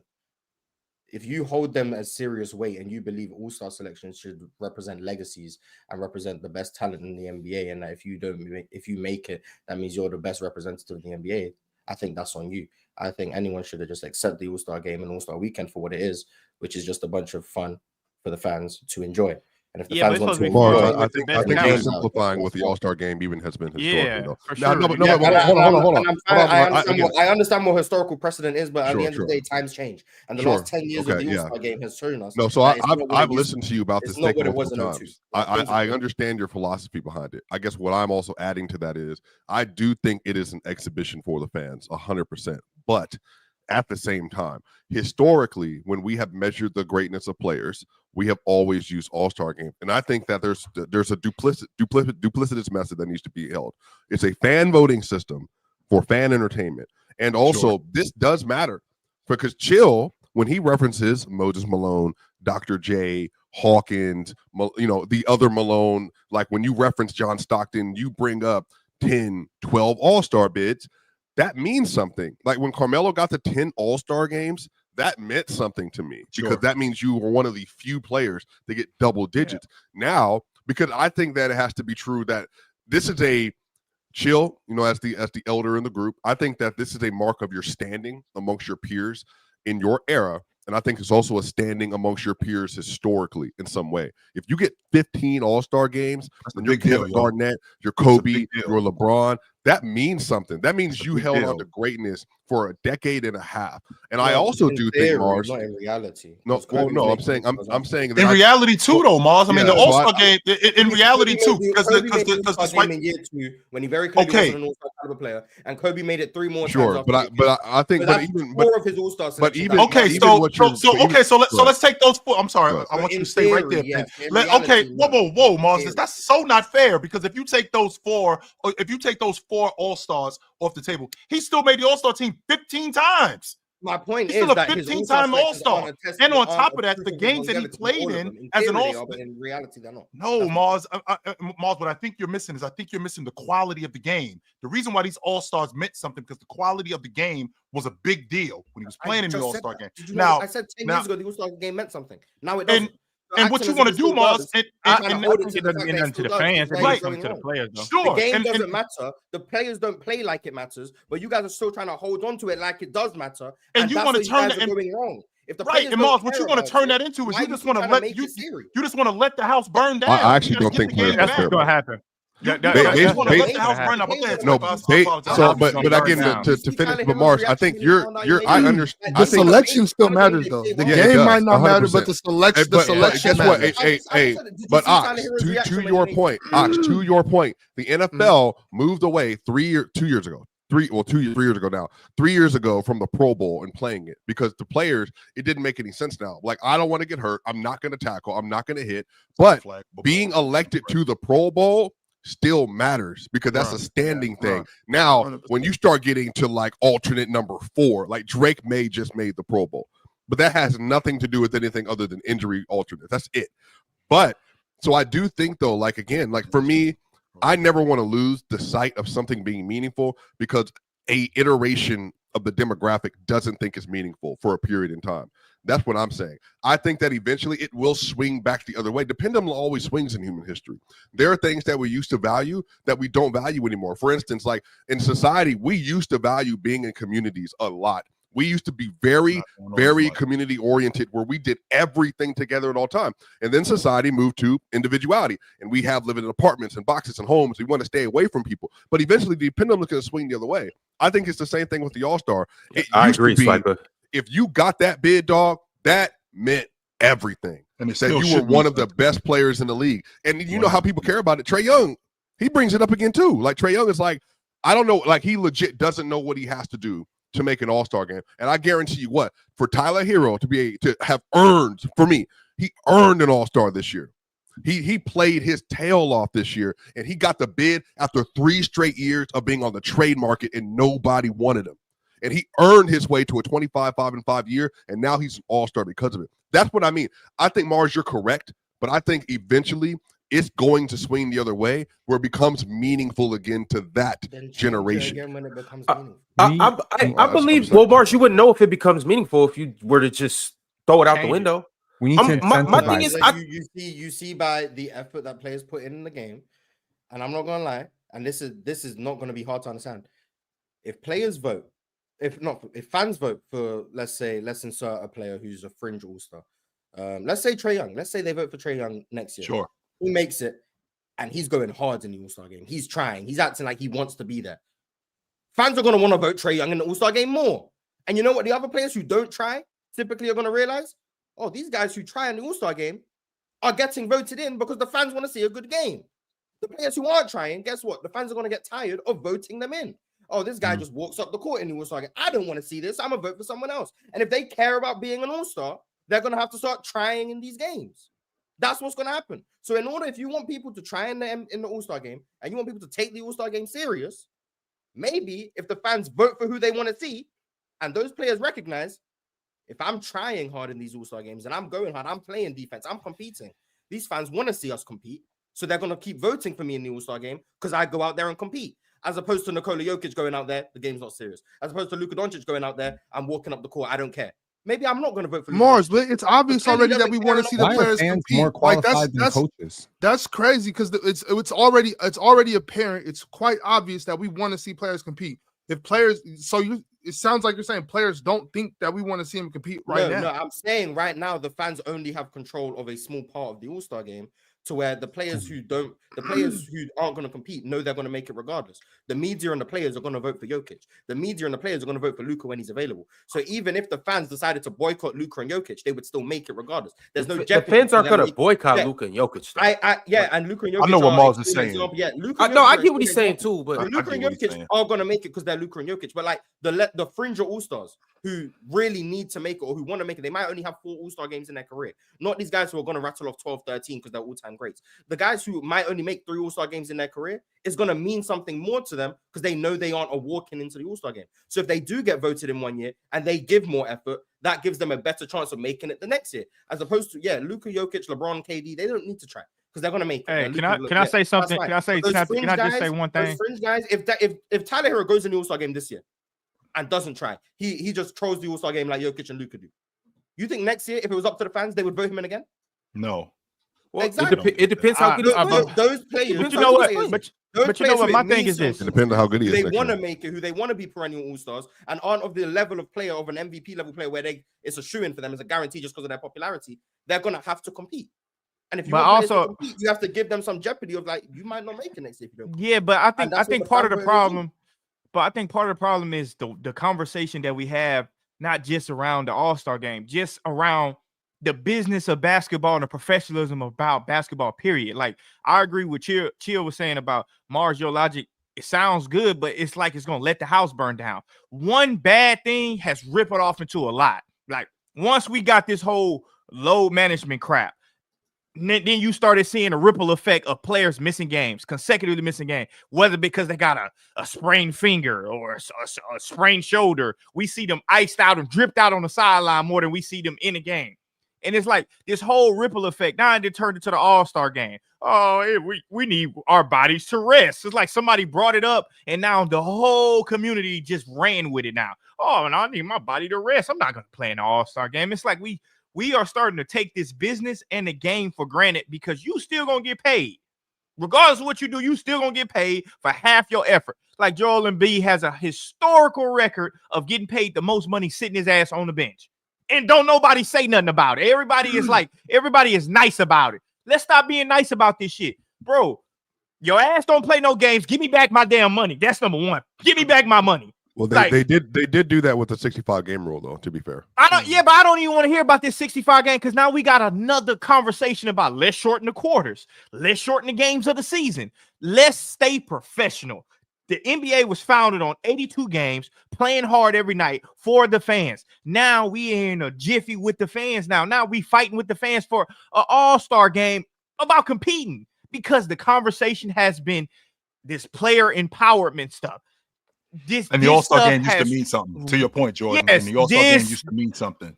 It did. Yes, this stuff has ruined the game and the integrity of basketball with this player empowerment crap. It has ruined it because the players got the power. Look what they doing. Well, Jordan, this is what happens when you let the patients run the asylum. But it's 100%. What did the owners do? But the thing about it though, real quick, Pim, because I just want to keep it All-Star game real quick. I do believe that the All-Star game is for the fans, right? But that doesn't mean to me that the fans should be able to pick every player. Now, to Mars's point, I do believe that if the fans pick the player, for the most part, the top 10, 12 guys in the NBA will be on the court, right? But I always thought that the All-Star game was supposed to be the best 12 or 15 players on each conference, the best players playing against each other for the fans. You know what I'm saying? Because that's what the fans want to see. I thought the fans wanted to see the best players playing against each other in the best pickup game in the world. You know what I'm saying? That's what I thought because I thought fans liked good basketball, watching good competitive. Now it's just, it's going into Ron's point, to Chill's point. I think it will, or I think that was your point, Swiper. It will come back. It'll come back. I don't think we need to start talking about scrapping the All-Star game and let's not do this no more. I think, it's just ebbs and flows. It's a roller coaster. You got to take your crookeds with your straights. I think it'll be okay. I think we're watching it right now. Let's just look at some of the upcoming guys. All right, we could take Jokic and we could take Luka out. Obviously, they don't really care too much for the All-Star game. But when you start looking at guys like SGA, when you start looking at the Victor Wembanyama's, Chet Holmgrens, these are young competitive guys. Amin Thompson, once he gets to that level, he's a young competitive guy. I actually believe we have a good core of young guys that they're going to grow up and they're going to compete in the All-Star game, at least more than what we're watching now. I think we're on the horizon. Anthony Edwards was a young competitive guy, went to the All-Star game and said, I don't care. So, I don't think this popular message is the answer. I don't think burning the house down is the answer. I don't think giving the fans everything is the answer. I think the answer is incentivizing these guys. Now, obviously, how hard the game is going to be played. Give them 10 more million, Pin? I mean, you already on the super duper max. I'm gonna give you the super duper ooper max. No. But you don't actually have a great incentive right now to actually win these games. When you have a great incentive to win these games, like, I don't know, $50 million to charity for your charity of choice, something like that. If you could create some sort of incentive that is linked to team victories, like something to do with home court advantage or something, for the team that wins gets an advantage or something, some sort of regular season thing where you can sell yourself on, this game matters to my ultimate goal. I mean, at the end of the day, we want players to care about the right stuff. We want players to care about we want players to care about championships. We do. Every single time we see a player who doesn't care about championships, who only cares about money, we always complain. We see a player who complains, who really wants all-star, votes, but doesn't care about championships, we complain. So we need to create some sort of incentive for this to matter to the regular season. Can you address this for me real quick? Because I think you would be good at this. Another thing that I feel like I've really noticed, though, like kind of being in the circle now a little bit, a lot of players, they feel like they are above a lot of stuff now, and I think a lot of it has to go to the money. I think there's so much money that's being thrown around now. I think just basic things that used to be normal, like all-star games, events. I even think interacting with fans and media in some traditional sense. There is a certain kind of air now that exists, and it's always been there. But I think because there's so much money, and I think even to your point, let's give you an additional $50 million for your charity to incentivize you to do something that, honestly, you should be thankful to do, which is playing an all-star game. Like, you have been blessed to be in the top 0.5% in the world. You're making money that people will never make. You're in the spotlight all the time. Bill Cosby said that I loved back in the 80s. He said when he was broke, nobody gave him anything. But ever since he got rich, everybody gives him everything. And that's where the players are. They get everything for free, and you're getting 40, 50, 60 mil a year. Like, Penn, do you think that some of this is players, they just truly feel that, like, one, it's the championship narrative, that's the only thing that matters. But when it comes to doing stuff like this, like, I I really just don't have to do it. Like there's nothing you can do to make me do it. Because I'm almost like they're above it. It's almost like they're above the All-Star game. Some players, not all. Like this ain't like this ain't a big enough deal for me, which blows my mind. I'm sorry, Swiper, which absolutely blows my mind. Well, there is some truth to this, and there's a lot of sociological studies that have been done that have proven that after a certain income bracket, your happiness doesn't actually move. So let's say, for instance, you change income brackets from $40,000 a year. Let's say you're working at Walmart or something, you're making $28,000 a year, and you move up to $80,000. Your happiness is going to change, but the next change is not going to come at 100,000. It's going to come at like 400,000, and the next change after that ain't going to come at 500, 600. It's going to come at like 2 million. But from 2 million, how do y'all measure happiness in this? Well, you would be self-reporting the happiness, and you'd be doing thousands and thousands of polls in terms of understanding how is your life really changing. But when you make 20 million versus 30 million, 30 million versus 80 million, still live in the same neighborhood. Bro, you live in the same neighborhood. You might just be donating a larger part of your check to charity. You might have one or two extra baby mamas. You got another Rolls Royce, Pen. That's all. You got an extra bedroom in your house and another Rolls Royce. That's all. The happiness is based on the shit you can buy. No. It's not. It's based on. Is that what this is based on? Is this based on all the bullshit you can buy? No, at this point, when you get to the level that some of these NBA superstars are, and the vast majority of players who make all-star games are max players, when you get to that level, the amount of money that it takes to actually feel a gain or a loss is so crazy. And the reason I say this is because I remember one time I was listening to a person who said, the worst thing that I did was become wealthy because now I have to lose so much to feel anything and I have to get so much to feel anything. When you have $80 million, what's a $30 parlay to you? What's an $80 bet? You need to bet like high roller. You need to bet something bigger. So everything comes back to a percentage. But what I'm trying to say is that at some point you get to a point where there's no more jumps left. There's no more jumps left. And that incentive and that hunger to actually go out there and prove, especially if you know what's on the way already, Pen. It's the max. I'm getting it. So I think that it's very important that players do realize this is a privilege. Of course, it can be taken away at any time. You can lose it. And it is important to realize that, it's important to preserve the integrity of why you're here. It's important to remember that and to be humble and realize that, hey, this is for the fans. The fans are creating all of this value for us to earn this money, for the owners to make this money. And you can't just shit on that. You can't just be missing games and acting like the regular season doesn't matter, because people are paying hard-earned money to do that. And that's all part of the NBA economics. The problem is you get signed to a $10 million deal when you're third, fourth overall pick. You get a $40 million extension. You never even think about how those zeros stacked up over the years. And you don't realize that 30 years ago, 40 years ago, there were dudes who had part-time jobs in the summer to compensate for the lack of NBA check, and you made that money on their backs. And now those same people, you're telling them to shut up because they don't like the product on the floor. And that to me is a little bit messed up. I do miss the All-Star game mattering. I do miss people competing. I do miss rivalries. I miss the old NBA for sure. All right, y'all. Let's talk about the Eastern Conference All-Stars. Before I do that, though, I want to encourage you guys to like the video. Nah, I don't want to encourage you guys. I want to put the flame to y'all ass and say, if you don't like the video, we calling all y'all out the same way we calling out everybody that hated on Trae Young, LaMelo Ball, and everybody, Domantas Sabonis, everybody else that was snubbed. But no, in all seriousness, you guys like the video, subscribe to Player's Choice if you haven't, become a member, and also shout out to our Hall of Famers.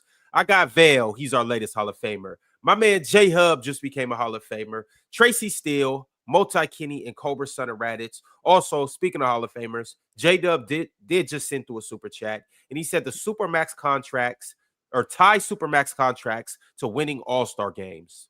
Problem solved. How though? What? No, I don't want to do that. So I think maybe a larger portion of your money. If you win the All-Star game, you get like a larger percentage on the Supermax. Well, first of all, that's already in my contract. In terms of me making more money, that's a part of my deal. Like if I make the All-Star team, that's an extra $500,000. Well, no, he's saying if you win it. But that's what I'm saying, though, Chill. Why do I gotta give you more money? You realize you're already making $62 million. Right, my contract is more it's already incentive. Do you remember why Giannis won the? Do you remember why Giannis was pushing for the NBA Cup? There was a teammate of his. He wanted to help him buy a house because he was on a two-way contract. That is the point here. That dude is making his first NBA check. He's barely clearing after taxes, probably $400,000 or $500,000. $500,000 is doubling his income. For Giannis Antetokounmpo, $500,000 ain't changing shit. It's not going to change anything. But Pen, shout out to Giannis Antetokounmpo with the integrity of a man that works his ass off to get paid what he's supposed to get paid, so he can look at another young dude working his ass off that not compensated that was right me. now. Hey, that was brother, me right there. I've been there before. I walk my ass to practice. I share shoes with my brother, so I'm gonna pay you because you working your ass off. You here just like the rest of them. I'm gonna help you get to where you're trying to go. Yeah, not somebody that wants something for nothing. Sorry, I'm a little pissed off because the chat didn't piss me off now. But the something for nothing shit that bothers my soul, boy. I can't understand that. Look at the top 4 or 5 players in the league right now and find one selfish dude. There ain't one. Giannis not selfish. Shea not selfish. Jokic not selfish. Steph not selfish. Steph not selfish. He's not a top 5 player, but Jason Tatum's not selfish. There ain't no selfish dudes making it at the top of that list. That's what I love about the NBA today. I talked about, and they all work hard, Pen, and they work hard as hell. They're super hard working. Yes, they are not the issue. And selflessness is not the issue at the very top. I'm genuinely trying to think of the last time I looked at the top 3 players in the league and saw less selfish dudes at the top. All these guys care about their teammates from 1 to 15. All right, y'all. Tonight, you know where to find us. We will be on the main stage watching the Milwaukee Bucks play against the San Antonio Spurs. You guys pull up because it is going to be an amazing time, as it always is, on the main stage. And in case you're wondering what time we'll be there, we will be there at 8 p.m. Eastern time. 5 p.m. Pacific. We hope to see y'all there. We will see y'all there. And if you're there, show up and have a good time with us. All right, y'all. Let's talk about the Eastern Conference All-Star Reserves. These are the guys that we got right now. Cade Cunningham, first-time All-Star. Damian Lillard.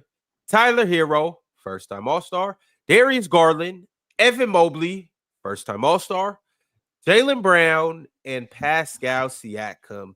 I was sleeping on Siakam, yo. I was, Ron. I was sleeping on Siakam. I really wasn't paying a lot of attention to him. What a trade. Even though he's having one of the best seasons that he's had in his career, if not the best season of his career. What a trade for patience. What did they end up moving for him, Chill? 3 first round. Why you asking Chill? Three first round picks: Bruce Brown, Jordan Nwora, and that was just a great trade for them. It was a great trade.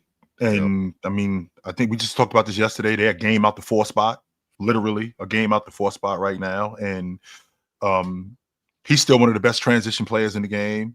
His scoring average is right around where it was. Was it a half? So I'm not. So it's not a game. I'm sorry, a half game. I apologize. So a half a game out the 4 spot. They rolling right now, and Siakam has a lot to do with that. I was sleeping on him earlier. I was. And when I saw that he made the All-Star team, I was like, yo, I got to start paying more attention to Pascal Siakam. He's been getting busy. 2 All-Pro teams, Joe. Yes, he did. Yes, he did. Deserved another one too, honestly. Now, here's the thing, though. Here's the thing, though, Penn. I'm thinking about what he was after that championship run. I mean, he made the All-Star team, but then we had a stretch in there where he was playing really good, which I'm definitely to blame for this, where the team kind of goes the other way. And with the team going the other way, I kind of lose sight of how good this guy is. And that's what was going on with Pascal Siakam. Like, he was really good. The team was going the other way. If Siakam plays like this and Howley's healthy, and let's pretend they're healthy, obviously without Jackson, who obviously is hurt. Let's pretend they're fully healthy and Siakam maintains this level of play. I would make an argument they can beat anybody in the East. Beat anyone. They can. Will they? Whole different story. But they have the talent level, I think, and the squad. And I said this, I don't know. I think they have so many athletes on their roster, and that makes a difference for me when you're trying to defend a lot of really high-level teams. I think they're going to have a chance to go 1 through 6 and legitimately be able to play versus anybody, stretch you out, to be able to run and gun, get in half court, shoot, get to the basket. They're going to have a lot of different folks that can, man. Like, I really, really, really like this roster, Chill. I had the Matt.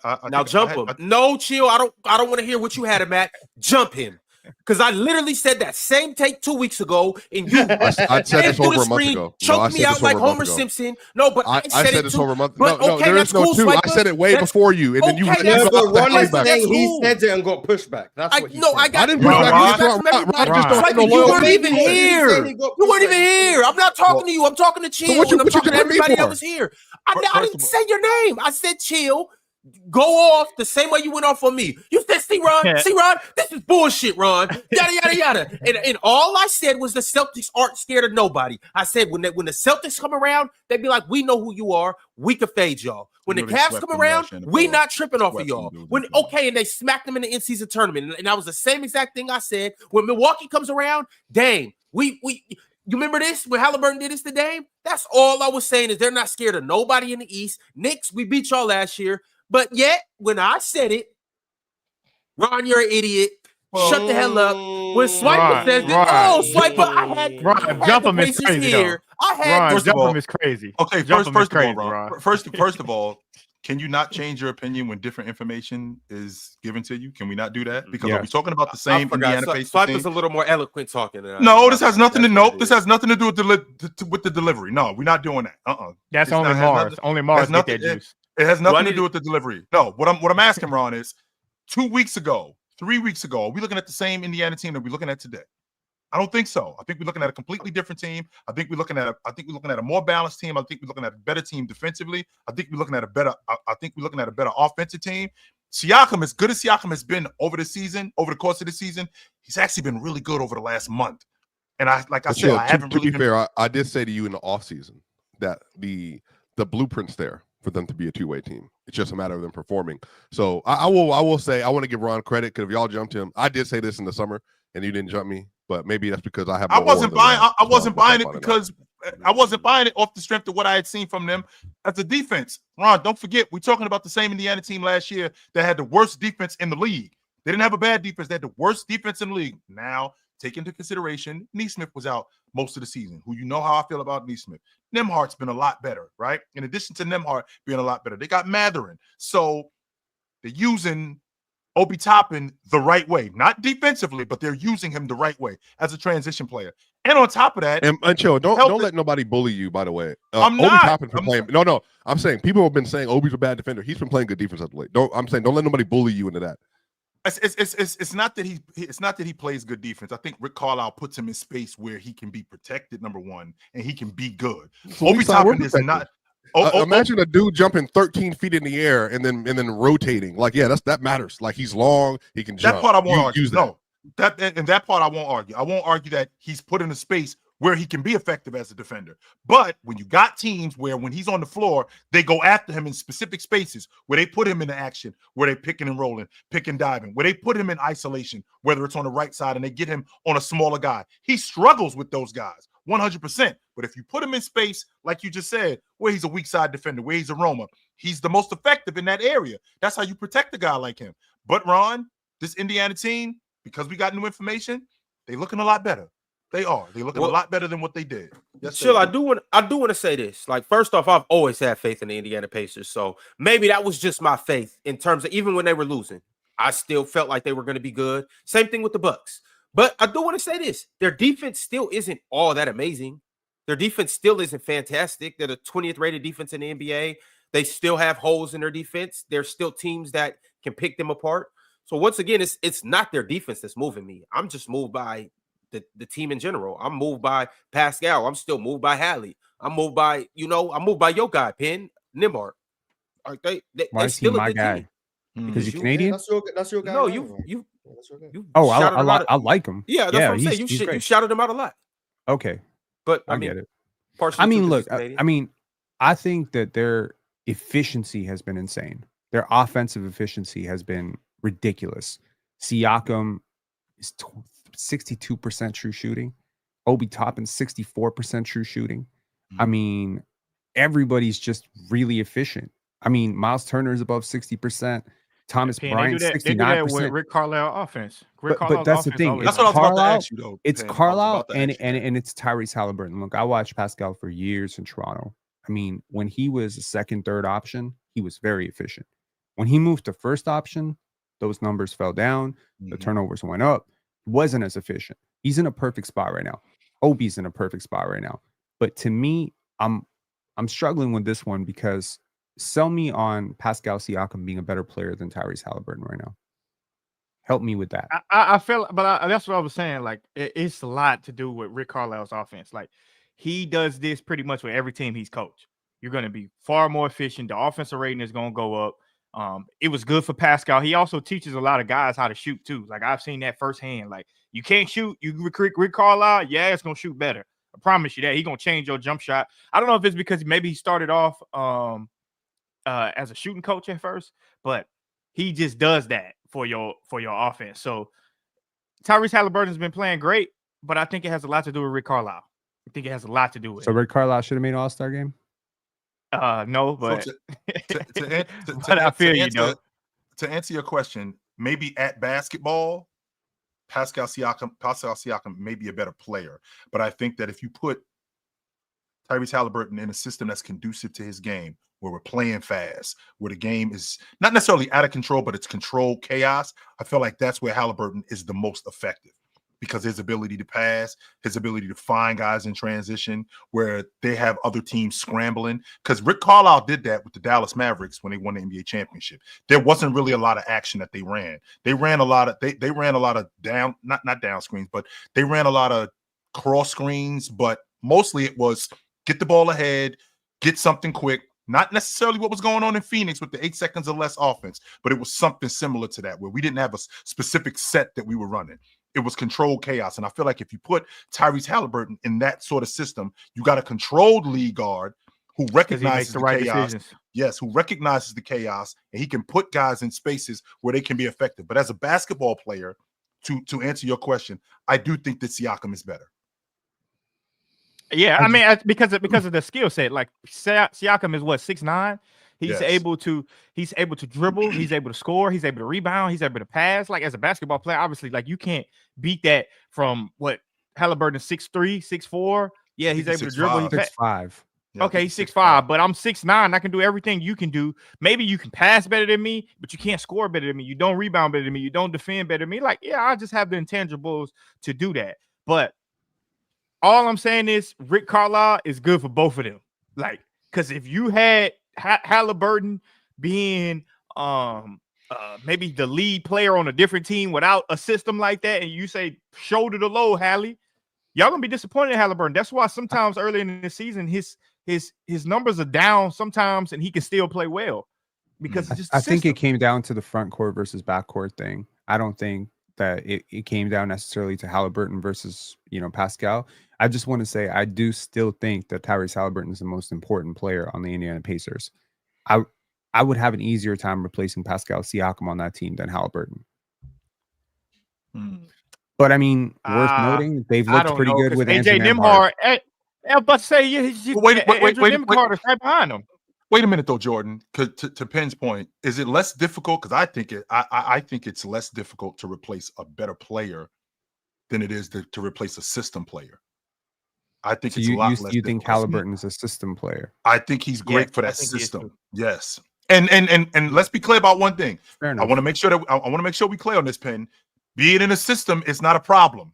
The triangle offense was a system. Jordan, Bryant, Shaq, those guys, Scotty, they thrived in that system.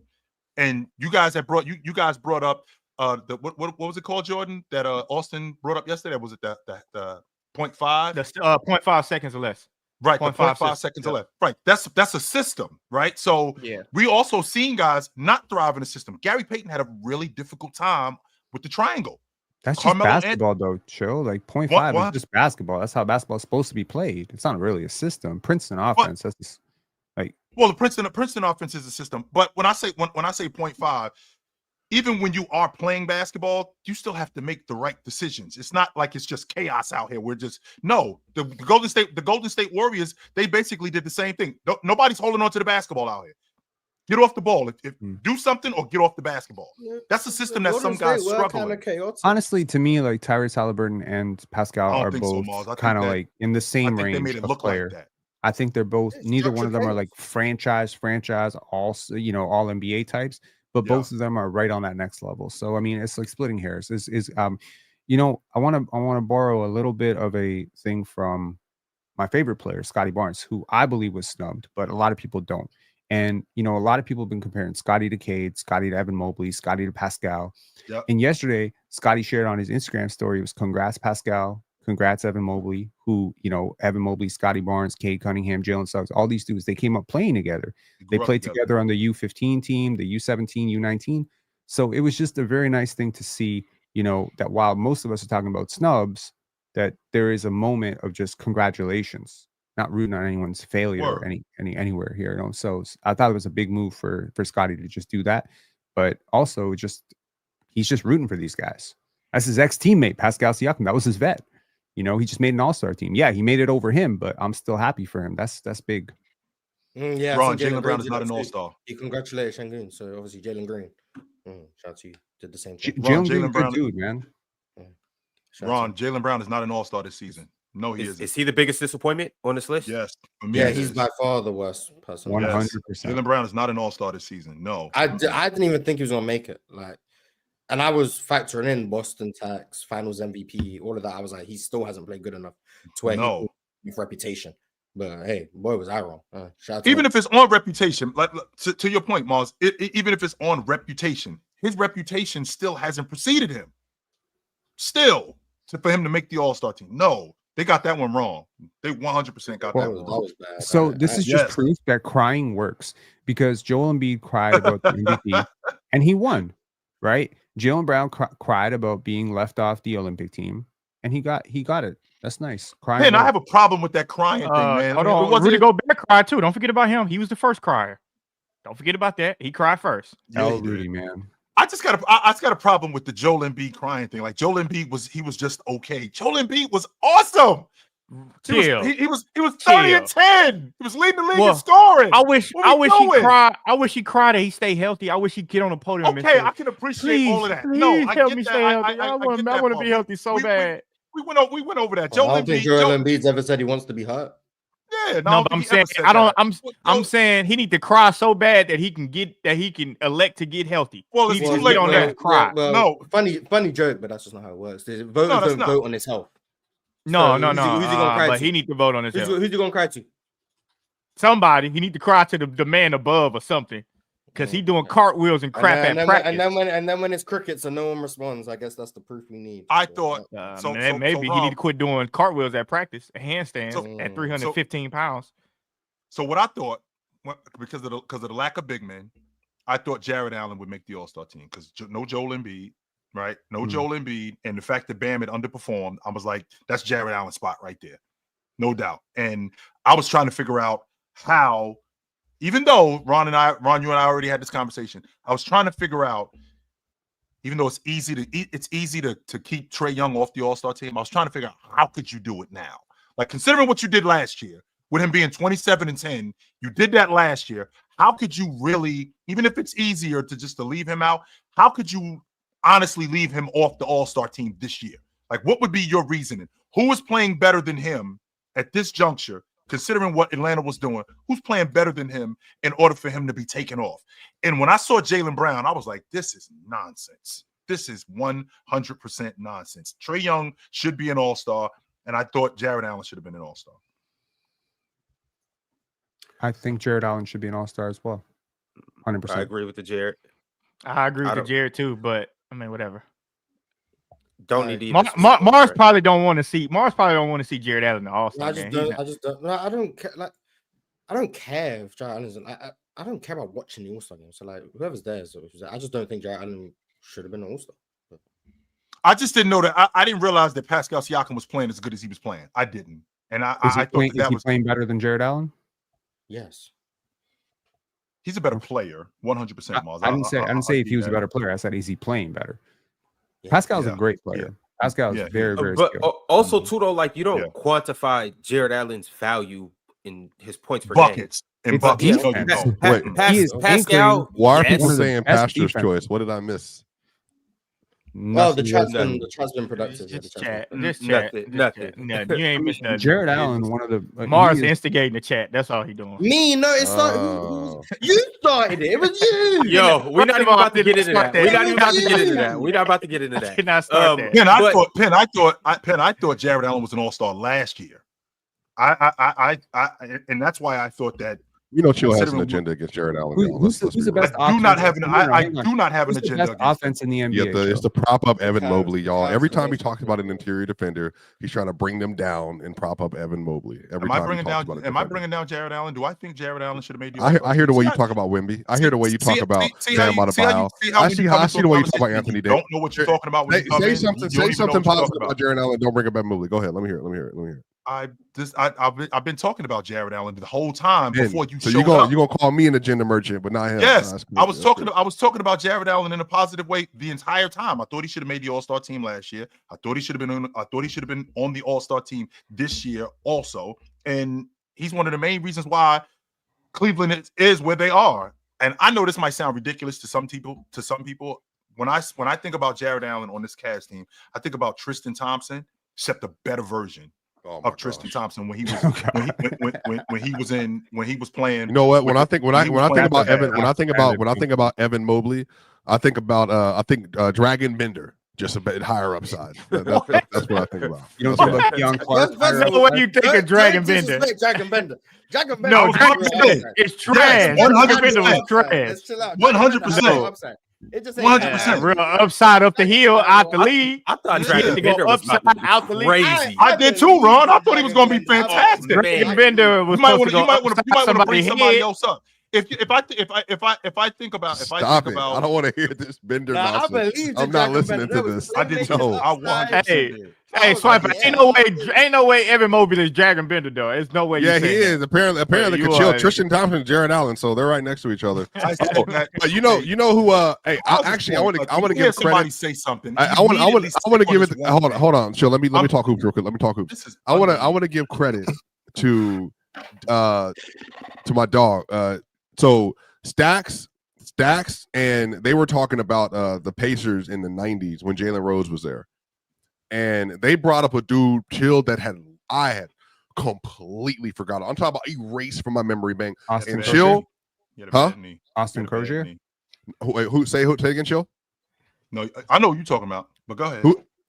No, Penn. I'm saying Penn, Chill, Ron, Ox. You might remember him. Everybody else is younger, so if you don't, you don't. Dog. Jonathan Bender. Oh yeah. I completely forgot about him. I don't know who the hell is that. Is that his dad? No. Jonathan Bender was black and was I have from the middle of Europe. Who the hell that is? I'm talking about Jill. When I heard the name and I saw the jersey, it's like a light went off in my head. I was like, I literally haven't thought about him in 15 years. Yeah. That dude could have been a monster. Jonathan Bender was fantastic. He just had a bad knee.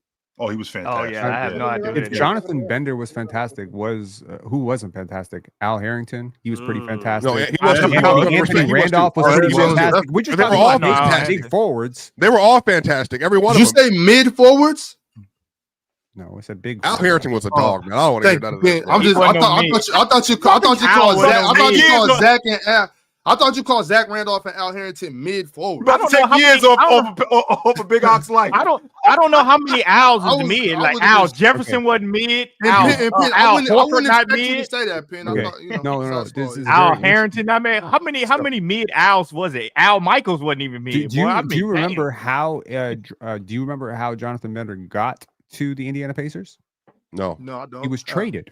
He was traded. He was a 5th overall pick, and he was traded for Antonio Davis. The Raptors held the pick. Who was also really good in this. Antonio Davis was a one-time All-Star. Shout out Antonio and Dale Davis. So, some years later, Dragon Bender, not related to the first Bender, Jonathan Bender, another big forward, was picked in the top 5.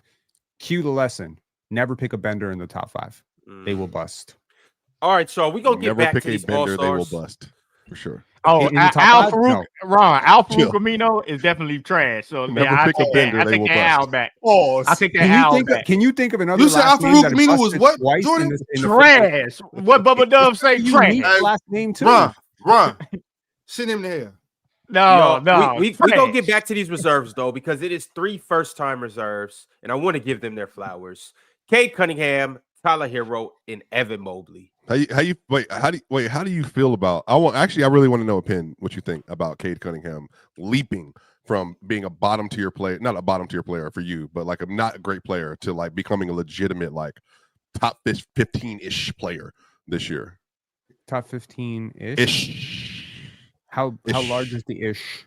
I would say typically it would go to like 19, like a 19 to 14. There's like not a big gap. A top 20 player to me still, but I was very firm that he deserved to be an all-star. You're not going to bait me into hating. No, I'm not baiting. I'm asking. I'm not even. There's no agenda. I'm literally asking you a question, like to go from where he was to where he is now. That's it. That's all. I think it's been amazing. I think the crew around him has really opened up some space for him. I think his decision making has been really solid, and the defense has been incredible for that team. And you know, whether you're talking about like his team right now or you're talking about the Houston Rockets, you're seeing teams that are being anchored by defense, in which the offensive players are finally getting their shine because the winning is creating that, right? So that's not to say Jalen Green and Alperen Sengun and Cade Cunningham aren't very talented players. They are very talented players. That's not the point. The point is you have players like Trae Young, you have players like LaMelo Ball, who aren't anchored or flanked by elite defenses. And I do believe that that will change, or Jokic, or yeah. So they're the only. That's the only team. That's literally the only team that a superstar offensive hub that they don't have legitimate bunch of positive defenders on it. It's so stupid. But that's also a team building thing. Where I don't think that. When you look at the supporting crew in Detroit, has Cade really had a better team around him since he's been there? And that's no shade, but like seriously, to his previous teammates, is Tobias Harris one of the better players he's played with? That's a really sad fact to admit, but it's true. This is also healthy for him. He's also progressing. He's getting stronger. Yeah, man. Cade's been really, really good. I don't know about top 15, top 20, top 25. I wouldn't. I just want to, as the resident Tyler Herro person this year, okay, I want to give him true shout outs. I am floored. Like when I say basketball development, floored. Miami is in trouble, Swiper. Miami is in trouble. But what did I tell you, Chill? What did I tell you 6 weeks ago? Well, I tell you 6 weeks ago, he's going to be. I'm telling y'all right now, stamp it. He is going to get votes for third team All NBA this year, especially if they get a top 6 seed, and he might make it. Go through the league and look what Tyler Herro is doing relative to the other guards in the league. I'm telling you, they're going to have a $330 million question that they got to answer this offseason, and I can't wait to see it happen. I'm telling you, this is the real. This is the criteria for Supermax. This is the criteria right here. And make sure you recognize that last one. The last one is the most important one. That's the one. From the real Tyler Herro supporter up here on the panel. Oh my gosh. I'm gonna say that Tyler Herro deserves every dollar. Wait, and I'm just happy that he's making his All-Star game, because Tyler Herro's honestly been disrespected his whole career. You know what I'm saying? He's been disrespected his whole career. He got hurt in some pivotal moments, but he's produced his whole career. When Jimmy was getting all the credit for this team being good, these teams getting this far and having good seeding, there were seasons where Jimmy Butler played, 56 games, and Tyler Herro averaged 22. You know what I mean? Yeah, but Tyler wasn't good those. Not like all-star good those years. So. I didn't say he was all-star good. I'm just saying Tyler Herro was productive all those years and got no credit. All the credit was going to Jimmy Butler, and finally, I think he's getting some love. Is it a world that we live in? Because knowing Pat Riley, and knowing how he is bro. Yes, knowing how he is, and knowing that he will make you play out your contract. Right? Stupid, but. Is there a world? I think there's a world that we live in where Tyler Herro ends up getting traded, because I don't think Pat Riley is interested in paying. But again, by the way, he's under contract for 2 more years after this. Yes, year. he is. First of all, then he gets unrestricted free agency.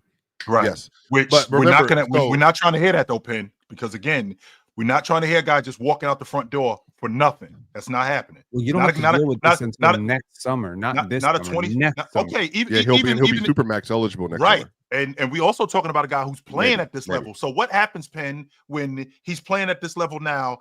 Like maybe this isn't a fluke. Maybe next season he is in contention to make the All-Pro team again. Now we got to make real decisions. Like we got to make a decision now.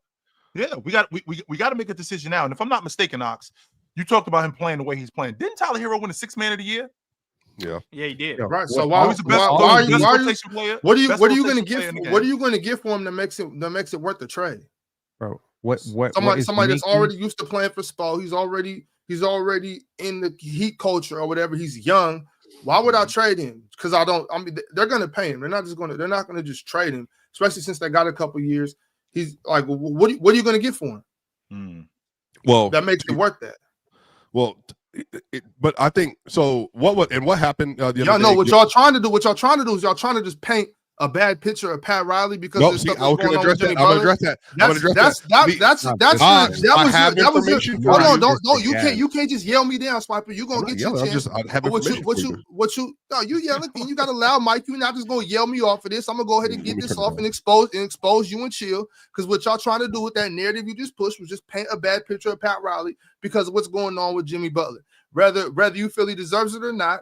Y'all just trying to make it seem like Pat Riley is 100% against the players. He's scheming and plotting to make sure that they don't get no money. You know what I'm saying? Nope. That's the picture that you two ultimately just tried to line up. Okay, hold on. I got it. And I just want to make. I just want to make sure. Hold on. I just want to. Y'all can Matt and Jeff Hardy do all you want. Slam me on the tables and break chairs and all that. Keep going. Swiper, you ain't never did a backflip in your life. I can do a backflip right now. We can do a PC weekend in San Francisco, young fella. You always talk about what we do. 6'9". You can't even jump. You got a 20-inch vertical at 6'9". I was actually just hooping yesterday. That's cool. That's cool. We're making a point. Stop playing with me. I still caught you. I would like to add some information to what you're saying. Wait a minute, Swiper. Hold on, Swiper. I just want to stay. Okay, well, hurry up. I'm getting to it. How I'm gonna hurry up? You yelling at me the whole time. First of all, I just want to make it. Go, Ox. Goddamn. I'm going. I just want to make it a point that I was in Super yesterday and called me a reverse bang out Swiper. So you better watch your mouth. But anyways, you and Chill just you move right like there. Samuel Dallenberg. I'm not gonna lie. Go ahead. Can this dude make his point, please? Hey, shout out to Sully. I'm sorry.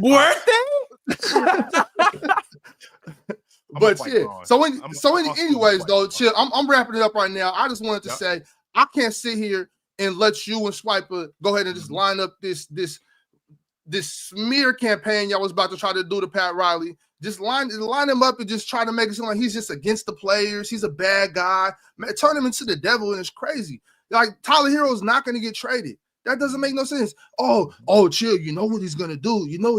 Chill talking about He gonna make it as hard as possible. Man, y'all ought to be shaming yourself.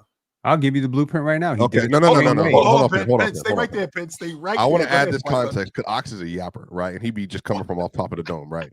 I'm going to give him actual information based on what Gilbert Arenas and Bomani Jones just said about Miami. I don't care about what Gilbert Arenas and Bomani Jones had to say. Can I speak, Mark? Please. Can I speak? Well, here's the thing.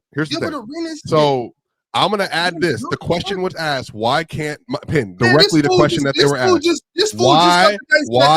Look here, I'm going to mute this mic. Why can Miami not attract premium free agent? And they literally said, because players don't want to be in jail.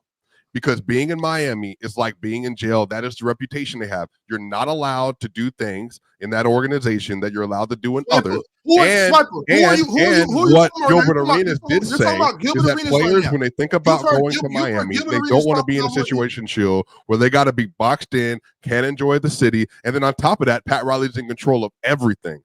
That is they're a very unique franchise because Pat Riley has more power than a lot of other presidents do, and he will interact with the players in ways other presidents will not. And so I'm saying to you, Ken, that in this situation, I actually think that one of the reasons why players don't want to go there is factually, we know, because players are concerned about playing for Pat Riley. That doesn't make him bad. I'm just saying that's the circumstances around Miami. And that's all I said earlier. I said this a week ago. We were talking about Jimmy Butler. Go ahead, Joe. Now, Ox, that's not the space that I was coming from. The space that I was coming from is what's going on in Minnesota.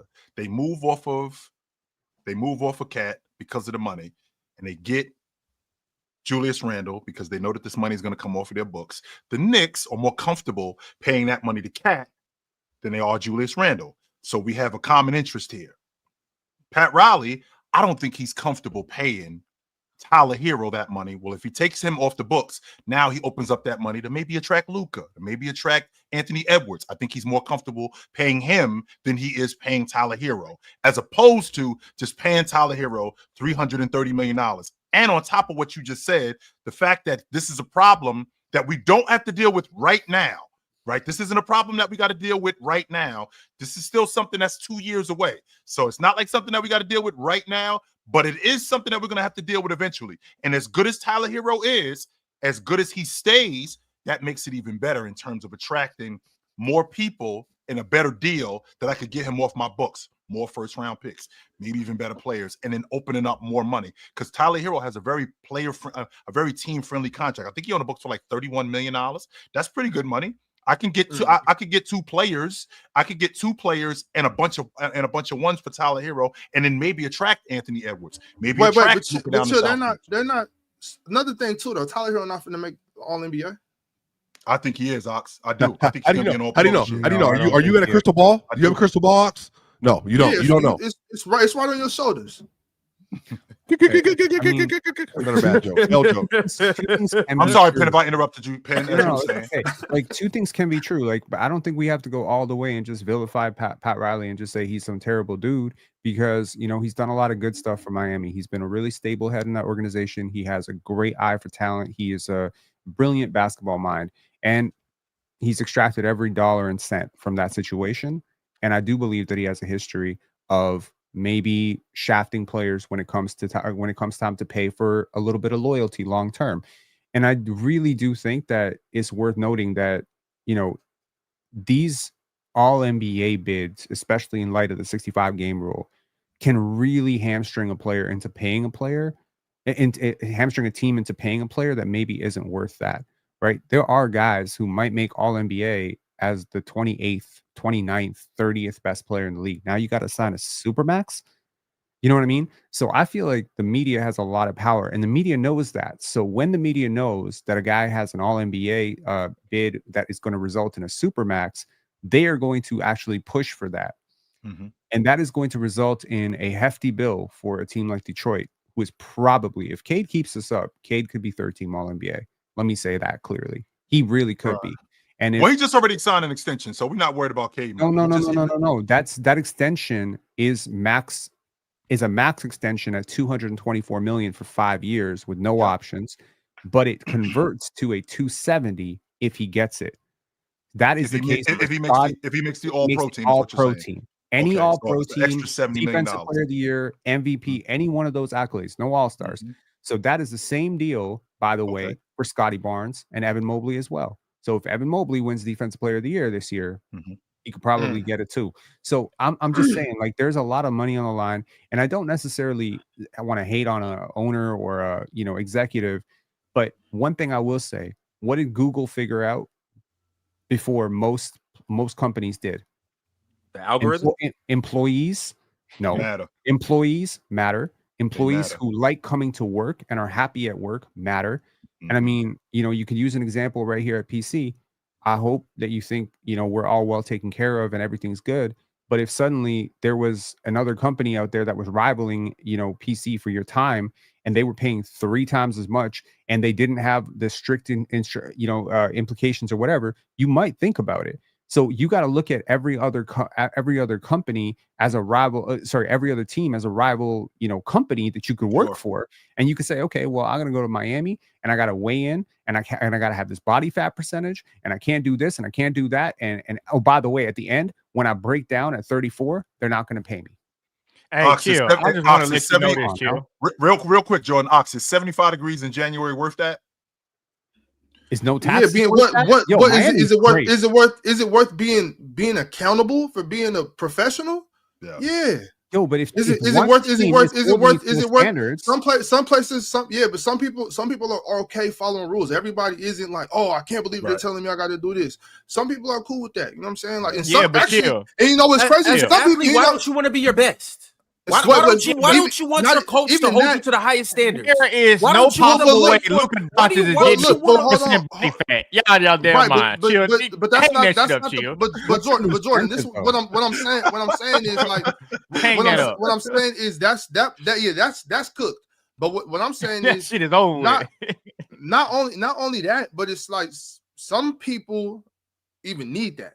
Like some people are like, man, I need to get down there because I don't have a problem doing it. But sometimes I get a little sidetracked. You know what I'm saying? I feel you. You know, so it's like it's not for everybody though. It's not for everybody. Everything ain't for everybody. Some people are cool with that. Some people aren't. So if you are cool with that, then you're the type of person that's gonna go down there. Or is it also another thing about we know it ain't Luka, but we know so obviously there's that, right? But don't forget too that there's people that they're not even contacting, like, you know what I'm saying, because they're like, I don't even want him down here. So it might be slimmer. It might be a slimmer chance for you to get free agencies, but not just because free agents don't want to go down there. But that list might be shorter. That list might be shorter. Yeah, we don't even look.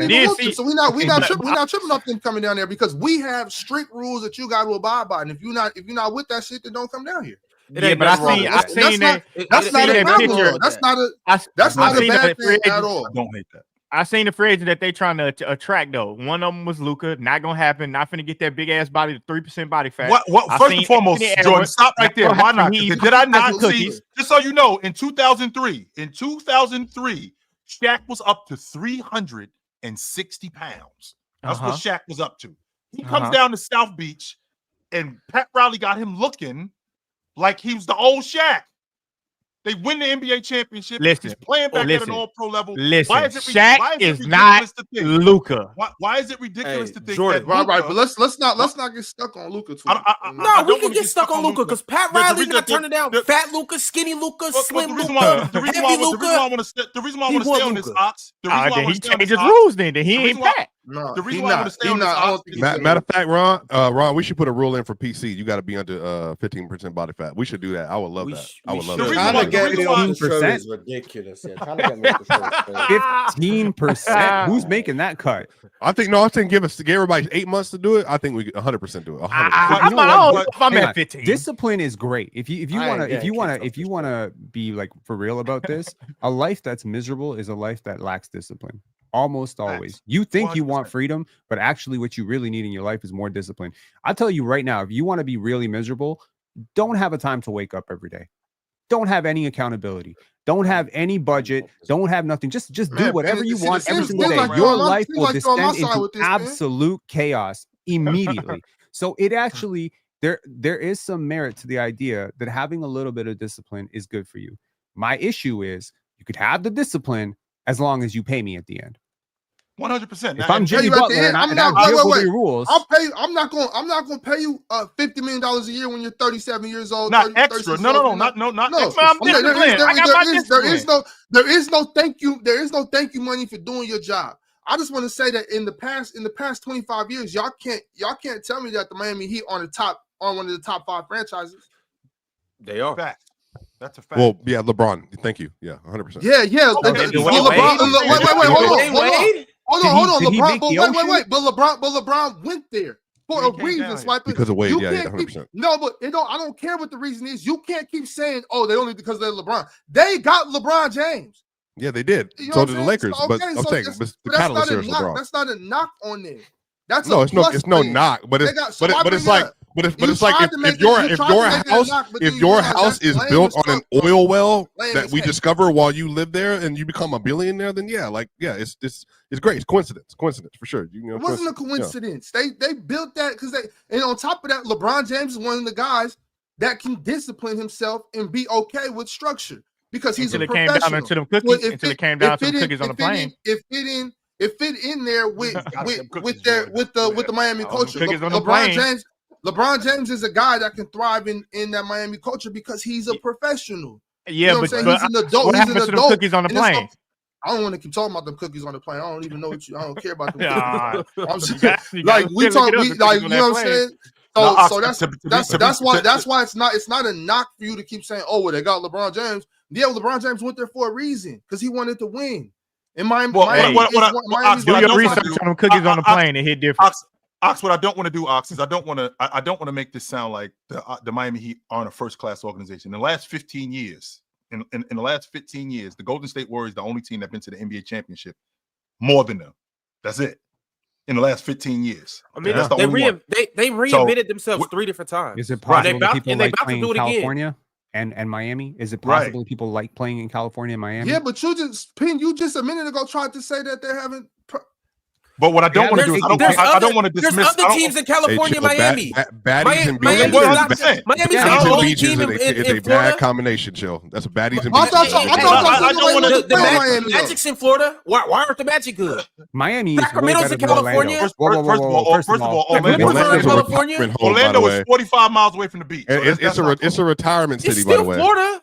It's still Florida. It's not the same Florida. It's not the same You just Florida. said 75 degrees. Like they got pools. You don't got to be on the beach. They got pools. Have you been to Florida? These niggas ain't going to the beach anyways. They going to pools. 45 minutes right down the street. That ain't that far. Hurricanes. Miami is 100%. LeBron James has said that and he quotes this. He said he had dreams of the Cookie Monster chasing him in his dream. That's how he feel about cookies. I just want to put that out there. Hey, I'm not lying. That's a real stuff. Hey, that's what they really said. Going on. They said everything was LeBron was subscribing to everything, but the one last thing that threw him over the edge, Pat told him they can't have cookies on their plane. And they said he said Bron was pissed off. LeBron was still eating cookies though. The minute that plane landed, he went and ate some cookies. But he wanted them on the plane. He wanted them on the plane, Ron. LeBron just put in his work, and I want to sit down in my chair, whip my shoes off, ice, whip my film, and I wanted my milk and my goddamn cookies. And you came in here talking about go put my damn cookies in my damn cup thing. Go look up Tim Duncan almost going to Orlando and go figure out why he didn't go to Orlando.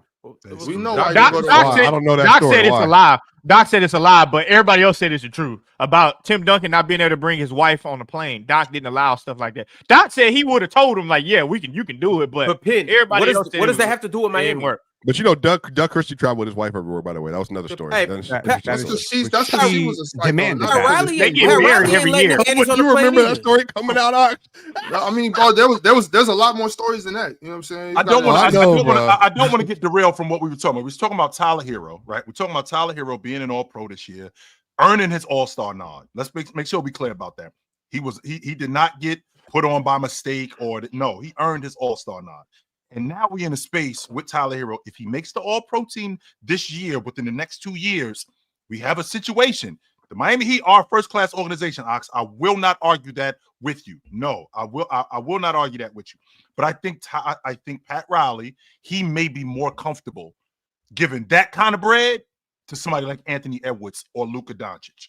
And to your point, Ox, when you talk about an organization being first class, Luka might come down here and be like, you know what? Maybe this is what I need in order for me to get to where I'm trying to go. Maybe I might. Luka ain't never leaving Dallas, y'all. Will we stop this, please? He's staying in Dallas. It's not. I mean, we don't know. We don't know what the future brings. You know, maybe he ain't going to Miami. I can tell you that. I can tell you where Luka's going if you want to know. You just said he ain't leaving Dallas. Chicago. 100%. Hell no. Hey, I'm tired of y'all today. Y'all not even taking 30 minutes to flip-flop. Yeah, Chicago, all that. They got the largest Serbian population in the U.S. Which the way y'all flip-flop is crazy, bro. Is that it's the same thing? It's the same shit. Slovenia and Serbia was the same thing. They just broke off. It's the same thing. All right, y'all. I'm gonna step in because we are. Yugoslavia. Okay, we gonna move on to the next team. The New Orleans Pelicans are guaranteed. Reports are that they're guaranteed to make a major trade by the trade deadline, and also there's just been a report that the Atlanta Hawks are in the running for Brandon Ingram. They are. Atlanta who? The Atlanta who? Three-team trade with the Pelicans and the Hawks. No. Let Ron say it. The Atlanta who? The Atlanta Trays. No, Atlanta what, Ron? Atlanta what? Atlanta what? The Atlanta Chickens. I don't. He said the Atlanta Hawks. Yeah, I don't know what that is. The Atlanta Hawks. Are rumored to be trying to get weekend in Atlanta. That's what we need to do. I'm with that. But Swiper, what's this 3-team trade you're talking about? Oh, 100%. There are multiple people that want things that the Hawks have, and the Hawks need things that other teams have. And DeAndre Hunter, Bogey, who's not played well this year, Clint Capella, they're trying to get off of 2 of those players.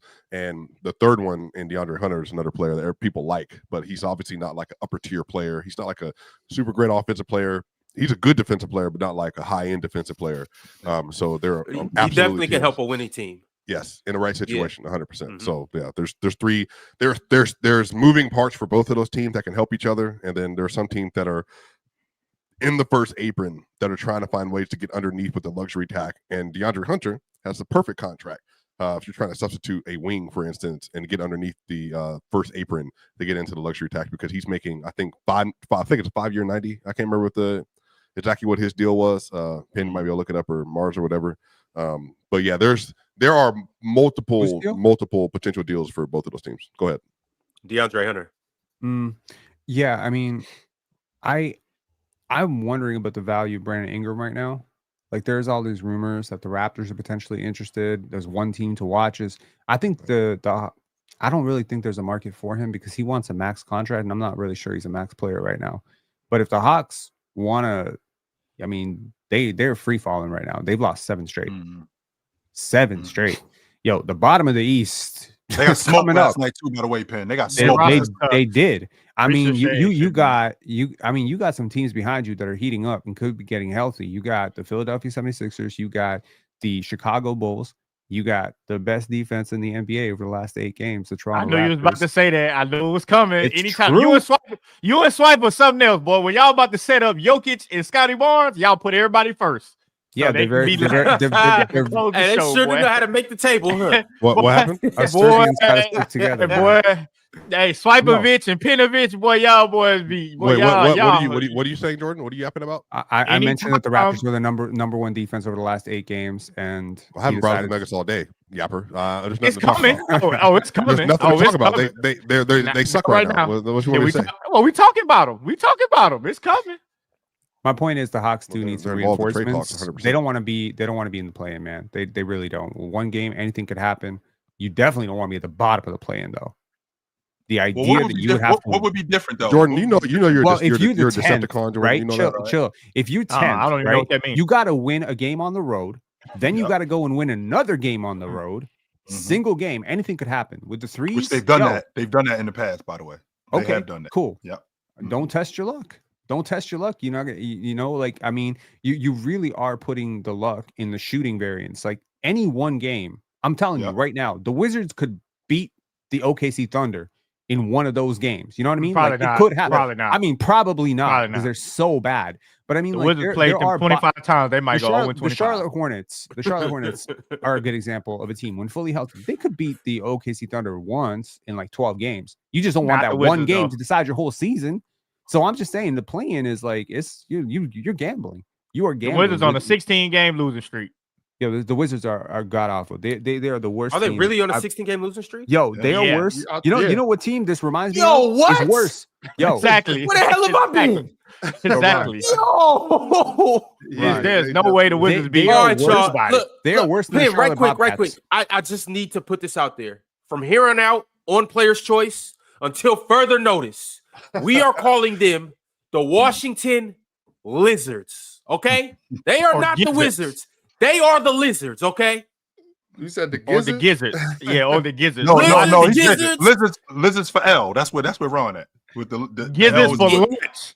I thought you were about to demote them to the G League. My bad. That too. The Go-Go City Capital. That's a horrible name for a G League team. Go-Go City Capital. What the hell is that? Yeah, they're not repping the Capital right Go-Go down there. You know what? Man, come on. You know what would remove all this? It's a culture thing. If for 1 year you adopt the soccer mentality, if for 1 year, if you finish under a certain time, under a certain record, you got to go down to the G League. That's what they're doing. That's what they're doing in EuroLeague. That's what they're doing in EuroLeague. Yeah, the thing about it is the G League's just not. They haven't built the G League up enough. Be to for be real. reputable. That Wizards team would lose to some G League teams right now. Yeah, but what G League? What G League? But here's the thing though, because it would flaw the NBA system so much because you want Jordan guys Poole like would average 50, 40, and 90. You know, they have legit NBA players on that team, and then they have players that need to play in the NBA. Once again, Alex Sarr, the #1 pick, Bilal Coulibaly, Bub Carrington. You can't send them guys to the G League because they need to be in the G League. They're future stars of the league. So, hey, Carrington is a future star of the league. Who? He might be. Bob Carrington was a future star of the league. We don't know. Bob Carrington? He's about to set an all-time record for plus minus. He's about to. I mean, it's not his fault. I'm just saying. I don't know. I don't know if I care so much about the all-time record for plus minus though, Penn. All-time record, but you're putting him in great conversations. He's going to be a future great. I didn't say he's going to be great. I didn't say that. And I lumped him in with two other players too. Like these are future players in the league. Like you can't just throw them in the G League. If that's the case, what if we would have put the Rockets in the G League 3 years ago and they would have never got back up? Jalen Green is still be in the G League, and everybody else over there, Jabari Smith, like that wouldn't even. You could use it as motivation. Shorten the G League then. Shorten the G. Never mind. If you think Bub Carrington will be one of the better players in the G League, you all are right, really out. Take Bub out. Take Bub out, and let's just go with the other two. Bilal Coulibaly and Alex Sarr. They just what about George? Alex Sarr would not be one of the top 10 players in the G League. He doesn't have to be Penn. I'm talking about what you're building him up to be. You're talking about the business part of it. He's a #1 overall pick. But number two, and so was James Wiseman, and so was Hasheem Thabeet. I'm just putting that out there. Yeah, but Ron, we definitely need something though, because Europe do got that. Like you got to fight for your way to be in the Euro League. If you keep sucking, your ass got to go down and qualify. But maybe we need some that's on the owners though. With the NBA. I'm saying single digit. If you finish single digit wins, you got to have consequences for that. You cannot be this embarrassingly bad. Like the Sam Hinkie, the Charlotte Bobcats. If you remember the Charlotte Bobcats, the 7-win Charlotte Bobcats. Was it 7 or 6? This is embarrassing. Okay? No, I'm talking about the Wizards right now. It's not losing. They are an embarrassment to basketball. They were getting smoked by 30 or 40 points last night to the Lakers without AD at home. Right. The thing about it though, to what Jordan was saying about the G League, it's just not there yet. But I feel like because it's been around for a long time. It used to be the D League, now it's the G League. But I think because remember it used to be where you'd have one team that was for a bunch of teams, and now they got it to where every team has an affiliate, more like a farm system. So what they've been doing for the past, I'd say 15, 20 years is just building that infrastructure, getting the G League infrastructure right. I think once they have everything set in the G League, they'll be able to pay a little more, attract some of the stars that's going to play in the Euro League or just other overseas leagues. I think they'll stay home and play in the G League a little bit. I think the G League will eventually be able to I'm not as good as the NBA, don't get me wrong, but it will have the infrastructure to be a respected second league in the country. Which is what it should be, Ox. To my point, though, I think that's what they've been working on. It's a long game. You know what I'm saying? They had to build the infrastructure for that. It's gone a long way from back in 2011, 2000. You know what I'm saying? It's come a long way. You remember like the Reno Bighorns? That was a team for the Jazz, the Kings, and the Memphis Grizzlies. You know what I mean? They had teams down there where their players Chicago. Right. So now they got one team for every team, just like a real farm system. You know what I'm saying? I think they've been taking some big leaps in the past decade. So I don't see any reason why they don't. Who came out the G League that went to Toronto? Penn. He was on the Nuggets. He was on the Nuggets team. He went to the G League for Toronto. He got signed to Toronto. I want to say 2 years ago. I forgot his name. G-League? Yeah, he was in the G League. He was playing for for the Windy City Bulls. And then he went to Javon Freeman Liberty. Yeah, it might have been. But Javon Freeman Liberty did play for the Windy City Bulls, and then he went to Toronto. He signed. He was good. Like he was a good player. He's a decent hooper. Yeah. But Penn, who's the one cat he played for? He played for the Knicks G League team. And then he also played for Dallas' G League team. And then he played for y'all G League team too. High flyer. He was bald. Bald high flyer.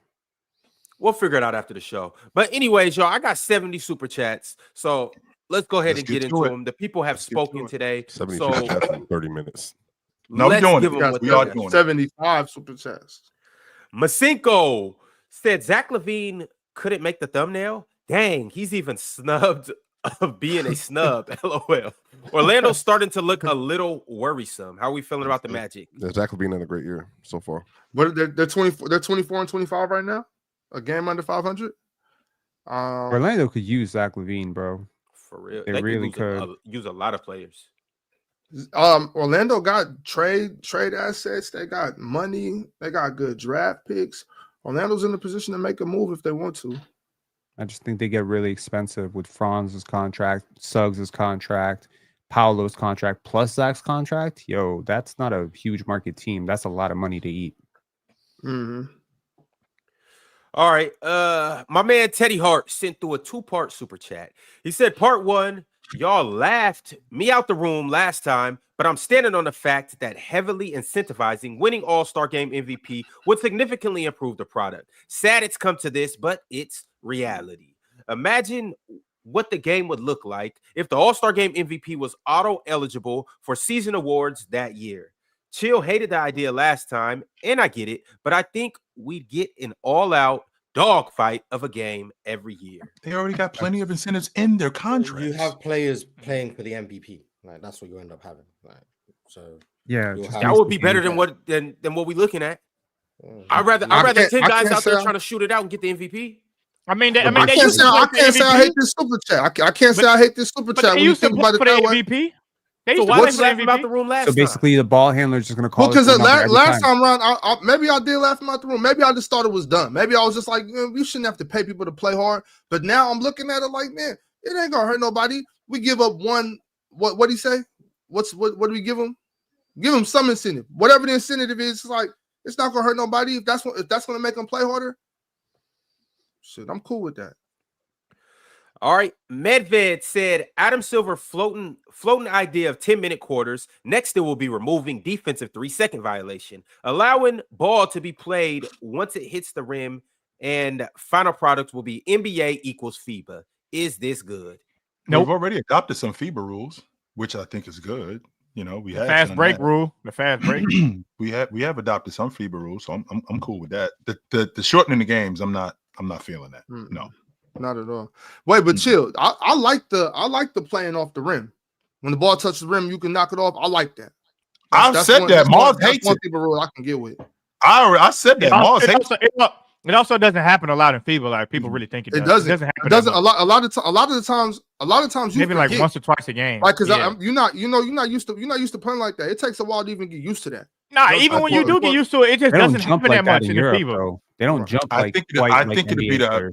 I think the rim is right there. And when you're that big, you don't gotta be a super high flyer to knock that thing off the rim. Because the one person I'm thinking about that does it in Europe is Tovar. What's his name? Ron? The big Tovar. Is his name Tovar? Oh, Walter Tavares. Yeah, Tavares. Bro, he do that, bro. He the only one that's really good at it. It's like he wait on that thing. Like soon as it rolls around, I think it'd be effective. I know Mars and I had this conversation. Mars hates it. I just think the where to be the most effective is when we get into meat and potatoes of games. You know, when the ball is rolling around the rim and big game winners and stuff like that. That's why I think it'd be the most effective. I'm good. No Kawhi shot. Yeah, I just think all like basketball universally is just starting to mesh. Like it's certain things that the EuroLeague's doing that they weren't doing 10 years ago. That's NBA like. Like it's a new team just came into the EuroLeague, pairs basketball, and they jacking up a bunch of threes. They're in their running up and down. They look like an NBA team that just got dropped into the EuroLeague. So it's starting. I think things are just starting to come. Mark, do you go to their games? Basketball is just basketball. I don't leave my house. Should you? You should. Hey, Paris basketball. They one of the most entertaining teams in the world. Hey, short still play for them. Yeah, Short about to get EuroLeague MVP. Well, probably not because they didn't fail down the rankings, but yeah, they didn't fail down. But I was just making sure Short still play for him. Yeah. Hey, like watching his game. Like watching his game. Elijah Cruz said Tyrese Maxey is not being talked about enough as a snub. Bro is 6th in the league in scoring. We sleeping on Tyrese? No, we not. I think LaMelo is more of a snub. I mean, I think he's somewhat of a snub, but when I think there's other snubs at his position, it's like you're the third choice guard snub. So it's like, right. Not really, if that makes sense. But like he's an all-star caliber player. 100% he is. Adam West sent through a members chat. He said Jordan Poole snubbed. Heartbreak emoji. I can't with the NBA anymore. Sick to my stomach, yo. That's Jesus a real Christ. snub. Yeah, that's a real snub. Real snub. Yo, I want to shout out the big boss man, Cheese. He gifted 10 Players Choice memberships, and shout out to everybody that was gifted a membership. Make sure that you like the video. Make sure you subscribe, and also make sure you become a member after this membership's over. Hugo48 is also a member today. Big shout out to Hugo. My man Multi-Kenneth, a Hall of Famer. He said, can't come up today due to work. Obviously, it's Hall of Fame Friday. He said, but I can't come up today due to work, but I must get this off. Jaylen Brown over Trey, LaMelo, Tyrese, Zach LaVine, etc. is criminal. NBA just trying to get people to hate Boston at this point. Dyson Daniels should be in over him. Bum. Went a bit too far with Dyson Daniels. That's overboard. That's but overboard. Jaylen Brown making it is wow. Interesting. Shout out Jaylen. Shout out to the great state of New York, though. He's not even the second best Jaylen in his conference. Man. He didn't need Nike to get in, so shout out Jaylen. Mavs Clay Kyrie said the All-Star game is a joke. The NBA stay fumbling. Did the NBA fumble this? Kyrie not making it was interesting. Kyrie DeMontis. He's gonna have to have like insane first 40 games to make it. Yeah, Kyrie, DeMontis, Trae Young are like three like major snubs to me, and I think Zach LaVine's a snub, but it is what it is. Elijah Cruz became a YouTube member today, so shout out to Elijah Cruz and appreciate you for sending that super chat through. And Sorry Key sent through an amazing super chat. He said Trae Young snubbed again. ... Send Adam Silver to hell, Ron. Ron, we got the and I think it's the new trade. I think it's the new. You got trade. Yeah. That was his tweet. That was his tweet. It's called I'm getting trade now. You got trade now. And I'm gonna use that 100%. I'm using it. Maybe Trae Young just not that good, and you guys just overrate him. No, that's not the problem at all. Super chats, Ron. Okay. Jacob Boston said, "Just make a player pool of all the deserving All-Stars and have it 100% fan votes from the pool. Bums won't even make the ballot. So simple." That's actually fair. I'm not mad at that idea. It would just be how do you determine who's a deserving All-Star with that? By the fans. Well, then you just still get. I can make a great pool, so I would absolutely. But I actually like that idea. If you let like the NBA or the league office determine like these are the players to choose from, like these are the players. So like you'll have the top guys, of course, and then obviously who's the best? Who's the best in PC? You think identifying high level role players, like recognizing. You trying to talk about high level role players before they pop, or right? No, like maybe during like what, or maybe collectively identifying who actually is popping. Like currently in the league, like I don't know. You put everyone on Chris Dunn, Swiper, so I guess it's you. No, but I feel like that's just I have a favoritism. Nobody on Chris Dunn. We know Chris Dunn. That's his claim to fame. I have a favoritism for Nickeil Alexander-Walker and Chris Dunn and Bruce Brown prior to them getting signed because I love guards like that. That's me though. I've always liked guards like that. I just happen to hit 3 summers in a row. But it's probably going to be somebody else this summer, and I'm going to be completely off about it. It might be Dave. So if it's you, just say it's you then. So if it's you, then just say it's you then. Swipe it like you dressing everything up just to say it's you.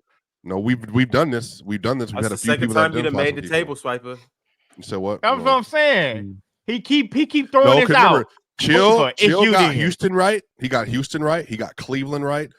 You got Memphis. Right? Well, Memphis, I think we all, but Memphis, but I'm saying you got right about Houston and right about Cleveland. Memphis was right. You were right about because everybody remembers the Wemby Randall stuff. So that kind of. Well, he got the teams being good, right? Does that mean he got the players right? No, he didn't get the play. I'm trying to name a player you got right, like preseason. All y'all got the MVP stuff. I was big on. Well, he's not a role player, but I was big on Jalen Green coming into this. Hang on, I had OKC as a championship favorite. Going on this season. And I was one person. I don't know if I was the only person, but I was one person. Right now, I believe they are number 1 in championship odds. Am I wrong?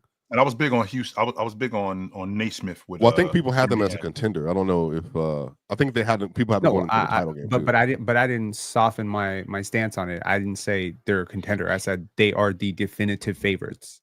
When they got iHeart and they got Alex Caruso, that was it for me. I mean, in terms of identifying role players, I don't know everyone's record. I think Mars, has been talking about Amen Thompson for a long time before he became the bubble player. So I think that's one thing. But I was I was putting people on Norman Powell, Dyson Daniels, Herb Jones for a long time. So I don't know. I've missed a few. I think I have a good hit rate. I think Ox had a good hit rate. I think Norman Powell is a big one that Ox got right. Mm-hmm. That Ox deserves a lot of credit for. You hit a home run out of 50. I'm still waiting on Jordan to get something right. You hit a home Chill, run. Pen, Good hit rate. Ox. I got a lot of things right. I'd like to think I hit on quite a few, but then maybe that's because I just don't remember the ones I get wrong. I remember I said Dayron Sharp was trash. I was wrong about that. So like I've been wrong before, but I'd like. You said Dayron Sharp was trash. I can see when a year ago, I didn't like. You know what I can see? I can see when a trend is turning. Like with Scoot Henderson, I actually created a video on our channel saying the Raptors should look at trading for Scoot Henderson 2 months ago, and I did the same thing with Jabari Smith like 3 months ago. So it's like sometimes I could just sort of see the tide turning with a player, like when there's a period of regression.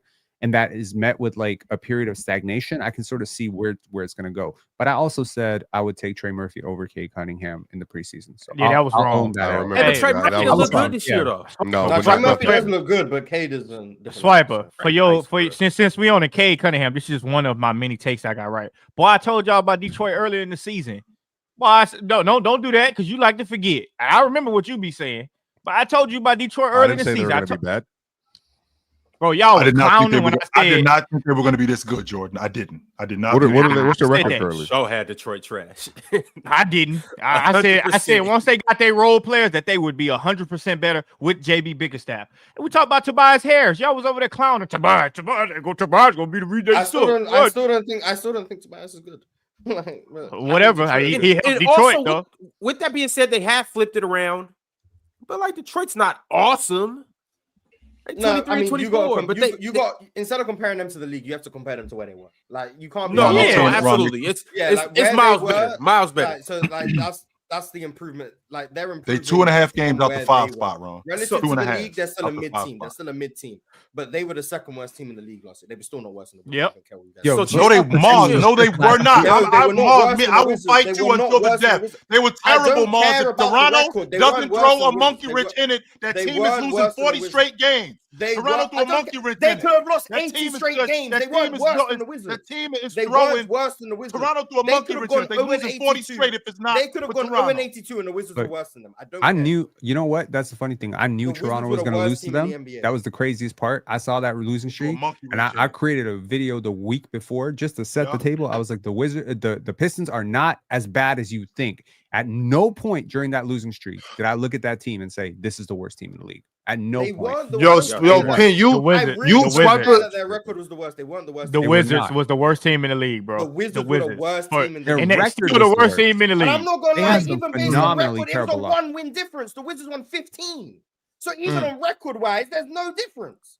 14. The Wizards were the worst team in the league. 28 straight games last year. They didn't. That's the I had the Pistons last year. And who got the higher pick? That's the crazy part, right? This didn't happen to the Pistons, but if you lose 40 straight games by 3 points or less, and another team goes 2-38, get blown out by 30 in all of their losses, but win 2 games by 4, you aren't better than them because you won 2 games. I'm sorry, I don't care that you won more games or you didn't go on as long of a losing streak. You were worse. You just won a couple. You won a couple more games. Ooh. Well, I mean, the goal is to win. You were worse. You were worse. No, Mars. You lose by 3. You might as well lose by 300. I gotta get back to the Superchats stuff. At the end of the day, outcomes are outcomes. But I'm looking at the product on the floor, and respectfully, I'm pretty convinced I'm the only one who watched more Pistons games and Wizards games than anyone up here. The Wizards were the worst product on the floor last year, by far, by a substantial margin, and they've gotten worse. They are worse this year than they were last year. Now, this Wizards team, hot take, this Wizards team might be the worst team of the 21st century. They are terrible. I probably would agree with you. They might be the worst. Losing by 3 is losing by 30. Losing by 30 worse than the processed Sixers. Worse than like Charlotte that went 7-59. Bro, they play careless basketball, bro. And they boring as hell to watch. They not exciting to watch. They're just like, man, what the hell am I watching? Hey, but we just had, man, I can't believe we just got derailed by Swiper just came up here and put a LeBron James. What did I pull LeBron James about? Just Swiper always acting like he don't know what he be doing. He always act like he don't know what he be doing, This bro. happened. All right, y'all. At the end DSG. of the story, he's gonna be a hero. I seen that coming. I knew Kobe was gonna score 81 that night. Guys, let Ron do his job. That's not a role player.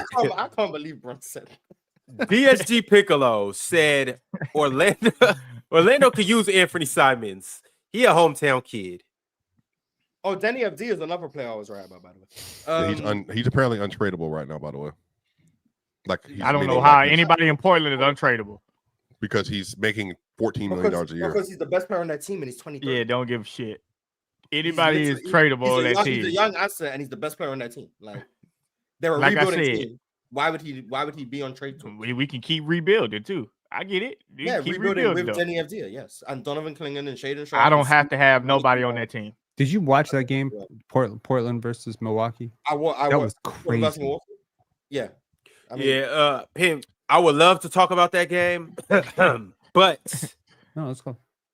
At the Buzzer Sports sent through a super chat, and my man John D said Jaylen Brown being an all-star was not on my bingo card. He has been bad this year. Zach and Trey deserve it more. Zach. Yeah, Zach LaVine. Yeah. I don't know. Yeah, I don't know what it is, and I maybe people aren't watching the Bulls. Zach LaVine for me was like he's been good, yo. He's been, but he was like a very easy all-star for me. But hey, Jaylen Brown just wasn't. I didn't even consider him if I'm being over honest. Trey, over Halliburton. No, I would have Trey in the All-Star game. Okay. I would also have Zach LaVine in the All-Star game. Would you take him over Maxey? Zach LaVine is in the front court, so he's competing with the front court players. Okay. So that's why I had him in because he's playing the 3 this year. Mike Valley Productions said, was anyone else baffled with Van Gundy saying Derek White should be an all-star? Trey snubbed like an MFer. Hallie led the league in assists last year and was glazed. Facts. I mean, kind of different circumstances between Hallie and Trey.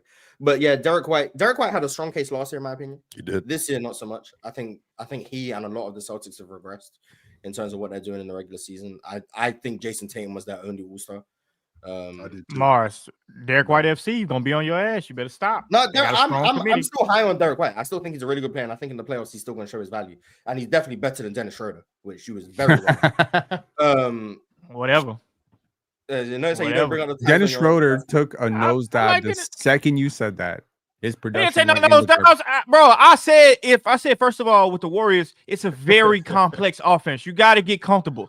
Steph didn't play the other night. Steph played the other night. They brought Dennis Schroeder off the bench. What did Dennis Schroeder do? Who would look great in Golden State? Game. You know who'd look good in Golden State right now? Derek White. He was wrong. Dennis Schroeder is not better than Derek White. It's fine to just say whatever, bro. Derek White will probably look better over there. Wait. What? And Jordan, you're still on that side of that fence with Dennis Schroeder? Yeah, I'm still on that side, bro. Y'all are talking about Dennis Schroeder. This part I don't like. The Warriors would be in a different class if they had Derek White instead of Dennis Schroeder. Stop it. What class would they be in with Derek White? What we did versus the Thunder, we have a better defender. We have a better defender, better shooter, better pick and roll player. Who's bigger? That all would help us a lot. Player?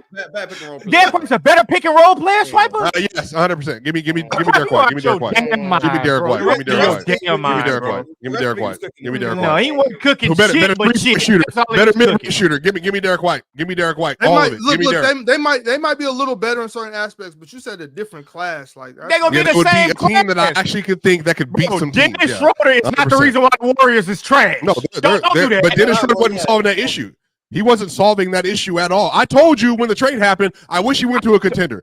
I told you small guard plus small guard makes no sense. I told you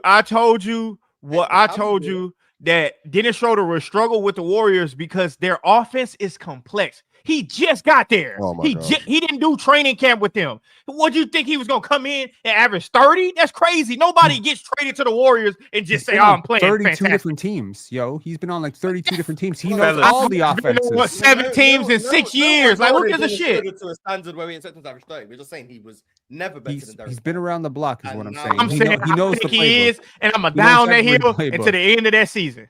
Okay. All right, Jordan's where he's at. At the end of the season, we can reconvene. All right, y'all. I have developing news. It appears that Pat Riley may get the last laugh. The rumor is, as of right now, that the Pelicans are in trade talks with Jimmy Butler, or with the Heat for Jimmy Butler, in a trade package centered around Brandon Ingram. So we'll see how petty Pat Riley can get. Damn, Jimmy. Zion looking like he in shape. Zion could stay healthy this year, next year. That's a win for Miami. That's 100% win for Miami. It's a loss for Jimmy Butler. That's what that is. That's a loss for Jimmy Butler. He went not if Zion's in shape and healthy, bro. Yeah, I do feel like people are like, who by the way, Ox, who by the way, did we not hear Zion say yesterday? We heard him say yesterday, I am available to play back-to-backs. He ain't available for shit, but he better little strip club be available for more than that. Jimmy and chill. Not only that, he look a lot slimmer. You know what I'm saying? He looks like he's moving better. So I mean, and I heard him say that he could play, and the staff is the ones keeping him out. But Zion, Jimmy, the strip club is what's keeping him out at night. I don't care about the strip club and him being out at night. He looks like he's in shape and he can play. So a lot of athletes go to the strip club. You know what I'm saying? I'll be seeing the Trailblazers at the strip club every weekend. How you be there? You be there every weekend? He's a frequent. You never seen the show? You haven't seen the show? No, I haven't seen. I seen a little bit of his show. I ain't seen him at a strip club yet, though. You ain't seen the champagne room? You know what's in. G sent through a super chat. G said 24, 4, and 5 on near 50, 40, 90, and no surprise, quote unquote, God's chosen people continuing to put Kyrie in his place. Hashtag free Kyrie. Damn. Yeah, I don't know what that is. I would have had Kyrie on the All-Star team for sure. But I don't know what it is with Kyrie. I can tell you exactly what it is. 100%. Yeah. Let me tell you the worst. Right? Let me quit saying 100% when it's actually like 88%. No, let me tell you one of the worst rumors I heard about Kyrie that I thought was like so insidious. So there was this rumor bumping around about Kyrie after the whole thing that happened with the tape. There were people alleging that like he had like a rampant drug use, and Kyrie was like he was basically infecting like locker rooms and stuff with this other thing. Like Kyrie, bro, like Kyrie saved the other stuff, has been like a model citizen outside of that, the whole incident. So Kyrie is he's still getting bashed, and like the reputation around that stuff and like the locker room killer stuff with the Nets is following him now to the Mavs, even though we're 2 years out of it, like 100%. Yeah, but it's 80. Swiper, you 88%. Stop saying 100%. You ain't like 88%. What does 88% mean? What are you referencing? You don't know what Kyrie doing in the Mavs locker room. He might be saging that thing down. You don't know what he doing. Saging and saging that thing down. And substance abuse are two different things, by the way. You don't know what I'm saying. How you know? You don't know if he partaking in substances. I hope he's not. I'm sure he's not. I hope he's not too. I'm assuming none of us know Kyrie Irving, but just from the feeling that I get from listening to him and hearing him and following his career, he seems like a really good dude. Like a really good dude. I've interacted with him a few times. Really good dude from what I've seen. I'm talking about speak to everybody. He's not one of them guys like he's Kyrie Irving. He don't wait for you to come speak to him. He will literally walk over there to you. How you doing? I'm Kyrie. Shake your hand. Have a casual conversation. You gotta like a dude like that, man. You gotta like a dude like that. I had an opinion about him before I met him, and every single time he's came up, I've never like went up. Kyrie, can I take a pic? He comes straight to you. How you doing, Kyrie? Kyrie, like he shakes everybody's hand. And he introduces himself because he's not an asshole, assuming that you know who he is. Like yo, there's some small things you figure out with people, especially like now we have so many podcasts with players coming on, sharing stories. We didn't have that 30 years ago, right? So now we have more access. You hear the stories. I've been listening to thousands of stories about Kyrie.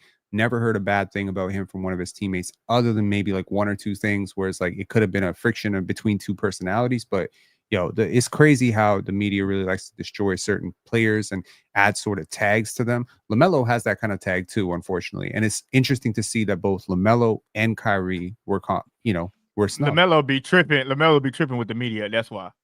Speaking of LaMelo, y'all seen they about to drop that Tweakers video? I seen a little clip of it. I'm not really interested. She was right. LaMelo is going to be in that. Him and Lonzo. I can't wait for that. Of course he is. Lonzo. Their dad, of course, their dad would have been. He would have been kicking. By the way, ass. if Lonzo wasn't making $20 million right now, he would be like on the first thing smoking out. Teams love him, but it's the $20 million they're trying to figure out how to make that work. You don't think they're gonna move him, Swiper? They want to. They're trying to. Yeah, it's just the number. If you could remember, most teams that want him are contending teams. Meaning right. Apron or second apron, so they're having to make space to add him to the roster. I would love. Say it again. Say it again. Swipe 100%. Say it again. 100%. Hey Jordan, how about this? Stop glazing. Move on. Next I'm just saying. Say it 100%. 100%. Swipe like 80% when he say that. He be like 88% when he say that. Lonzo's a really good player. We got a super chat from a nonchalant nigga. A nonchalant nigga said, "Shout out to the panel. Penn don't know ball, and Giannis is over Bird and Magic." All right. I don't know ball, and that's your take. Hey, shout out to Giannis. Only person I don't want to hear retort to that is Chill. Because Chill's biased anyway. And so are you. No, Magic is definitely ahead of. Sir. You said Wilt. Wilt Moses. I can bring a Wilt Moses blown to death. As a matter of fact, an NBA player had to school you yesterday. And all I got to do is bring up. Skilled you yesterday, Chill. Talking about Moses Malone. He laughed at your face. All I'm hearing is both you guys are biased. Okay, let's move on. Oh, shout outs to Austin Day, man. That was cool. Killer Predator. Austin Day had a hell of a shot on 2K, by the way. Boy, I'm talking about. Oh, I score 45 every night. To bring that up, you know who else did? Marvin Williams. Marvin Williams used to be my Marvelous GOAT power forward. My GOAT power forward. Marvelous? Another number 2 pick. Are you talking about Bremerton, Washington? Marvelous? That dude used to have a sniper on him. I would move up the court, like whoever it was, and then he would be the inbounder on the 4, and the computer lags off automatically when the 4's coming up the court. I would literally just throw the ball to Marvin, bro, and he would just starving Marvin. Shout out Marvelous. Anyways, Killer Predator 00 said thoughts on the Rockets and Grizzlies last night. Fred VanVleet lost his goddamn mind taking the 2 last shots of the game. Who the hell do Fred VanVleet think he is? Max contract, ex All-Star NBA champion Fred VanVleet. Respect the man. Man, get the hell, bro. This is shit I be talking about with Fred VanVleet, bro. Like for him to take a horrendous step back, Jay. I'm talking about he took 2 of them. 2 of them, not one. The first one on Jaren Jackson was bad. I'm like, yo, what are you doing? And something's wrong with the Memphis Grizzlies in his timeout shit at the end of the game. I mean, this is like they just time out. That one he didn't even call it. The rest he didn't call it. That was bad. No, he didn't. But I'm just saying. If Memphis didn't win, that would have been. That would have been. It would be a shit show right now. I wouldn't have gave a damn because we beat them. Yeah, but at the end of the day, Jordan, you know when I knew the game was over? When Jake LaRavia made that BS at the end of the 3rd. Hey, what did I tell you about Jake LaRavia? Did I say he always makes some dumbass shots like that? Every game, Jake LaRavia makes some dumbass. Him and the other one. Adama. They both make dumbass shots, bro. Every game. Shooting crazy shots. No, bro. He got the green light. Bro, they make heaves. They make no-look dumb shit every game. I was like, Ron, I told you about them too. Ain't no way I should have lost that debate. Man, Fred VanVleet lost his damn mind, man. And I love Fred VanVleet, but bro, that one tripped me out, bro. I'm like, we've been talking about Jalen Green, Amin Thompson, and Şengün. Ain't nobody been talking about Fred VanVleet. Give one of them 3 to Şengün one playing. So give one of the other the ball. This is we talking about. I was told yesterday Şengün was super inefficient. Who are you talking about? The play started with Amin Thompson getting the ball, and then Amin kicked it back to Fred, and then Fred. Yeah, he should have kicked that joint back and said, "I ain't no right back." Either though, Fred VanVleet's been their closer. Like who? No, Amin just won it. One shot, one time, and he drove past a bad defender. And who said he was a bad defender? Oh, Penn. He drove past a bad defender. That's easy. That's nothing. That was nothing. Swiper, you just said Ben. I said Fred's a bad defender. No, Jaylen Brown. Swiper, 100%. Swiper, 100%. You just said Ben, they closer. So let's go back to who's Ben, they closer. He's they closer. Amin. He closed. Just because I closed the store one time, don't mean I usually close. When 10 p.m. at Chick-fil-A happens, the closer is Fred VanVleet. Amen stayed because Fred VanVleet. We not at Chick-fil-A, brother. We not at Chick-fil-A, brother. We at Joey Uptown. I mean, y'all is maybe we at Maestro's. We at Maestro's. We ain't at Chick-fil-A, brother. Y'all Shake Shack. Hell no. I do want to say, but before we move on to the next super chat, that was then it's Jalen, then it's Fred, and if Jalen is doing nonsense, then Fred takes the ball. That's what happens. Y'all talking over Mars on a Rockets conversation is crazy. That's how it that was a hell of a game last night, and I would love to see that series. That's what's the deal? I would too. We'll smoke their ass. You might see that series actually. Y'all forget, Ron. You forget we smoking them. We almost 3-peated their ass. Shout out Pat Riley. I think Memphis would lose to Houston in this series. I think Memphis would lose. We almost 3-peated their ass. Did y'all forget? All I said is I would like to see it.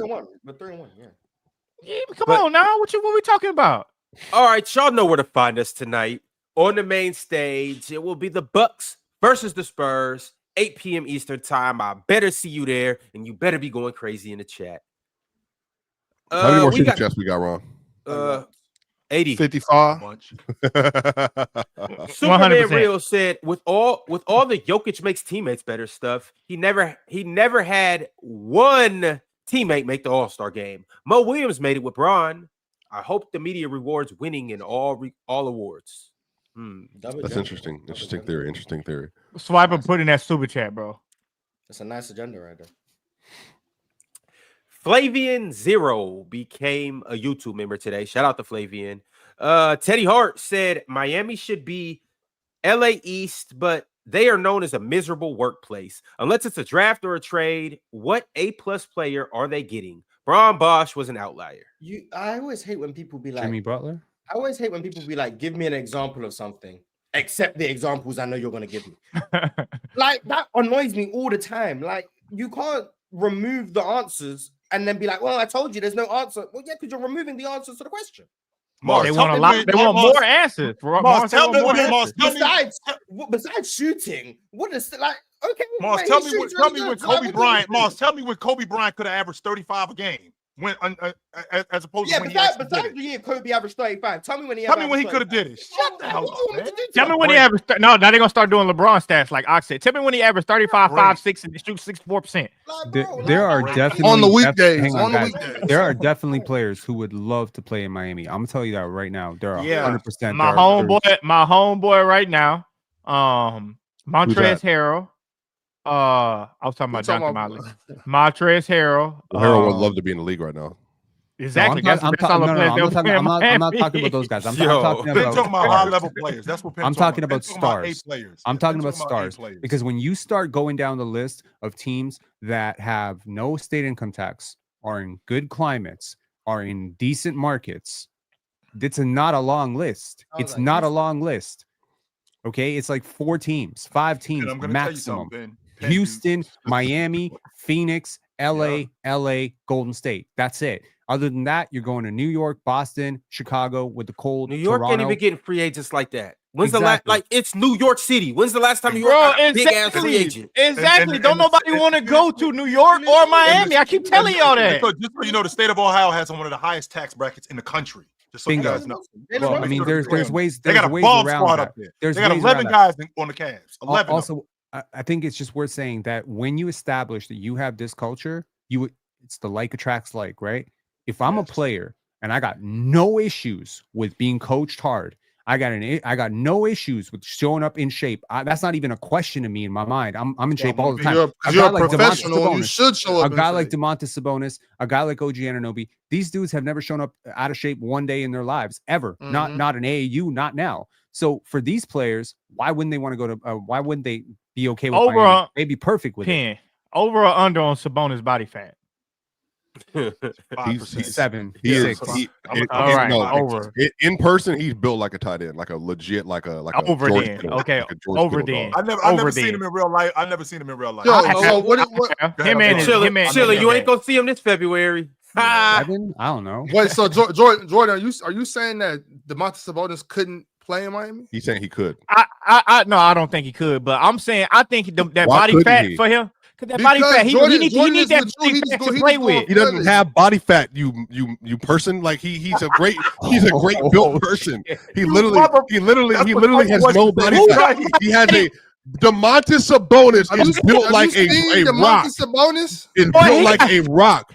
No, he doesn't. He got 4% on his head. What are y'all talking about? Ron, let's go, Ron. Let's go, Ron. You've never even watched him. DeMontis is built like a rock. What are you yapping about? He got 4% body fat on his head. Dude, I know a lot of people around DSG Piccolo really in shape. DSG Piccolo he's in shape. You can be in shape with 7% body fat. What the hell? DSG Piccolo said also, Karl-Anthony, please stop diving at niggas' ankles. And Tumani be having Paulo in jail for some reason.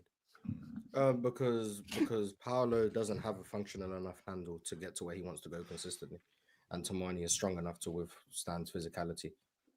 I think that's the reason. Tumani a good defender for real. He's an amazing defender. He was giving Giannis some problems too. Took a couple charges and was just being a menace. He gave Dame some problems as well. He's an amazing defender.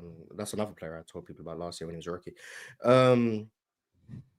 But yeah, Paolo. Yeah, I'm concerned. I'll just say that. I'm gonna watch the rest of the season. Just stay silent and then have an opinion. Superman Real said, "Don't love it, but I think Adam Silver's comments is frustration with the time management issue in the league. You don't want to play? Let's reduce the minutes." There goes Swiper with another super chat. I think Silver needs to just relax a little bit. I think he needs to relax a little bit. Go sit down. He trying to walk back his super chat. You seeing Ron? You seeing Ron? He trying to walk back his super chat. You realize that I don't even have access to the chat because I don't pay $2 a month. I think I'm paying $5 for a super chat. We don't know what you would do because you would put Jokic's last just to get it off. You would save it for last. You don't know. Swiper, that's awfully cheap of you. Yo, chat. It is. Keep 100%. Doing what y'all do. Keep doing 100%. What y'all do.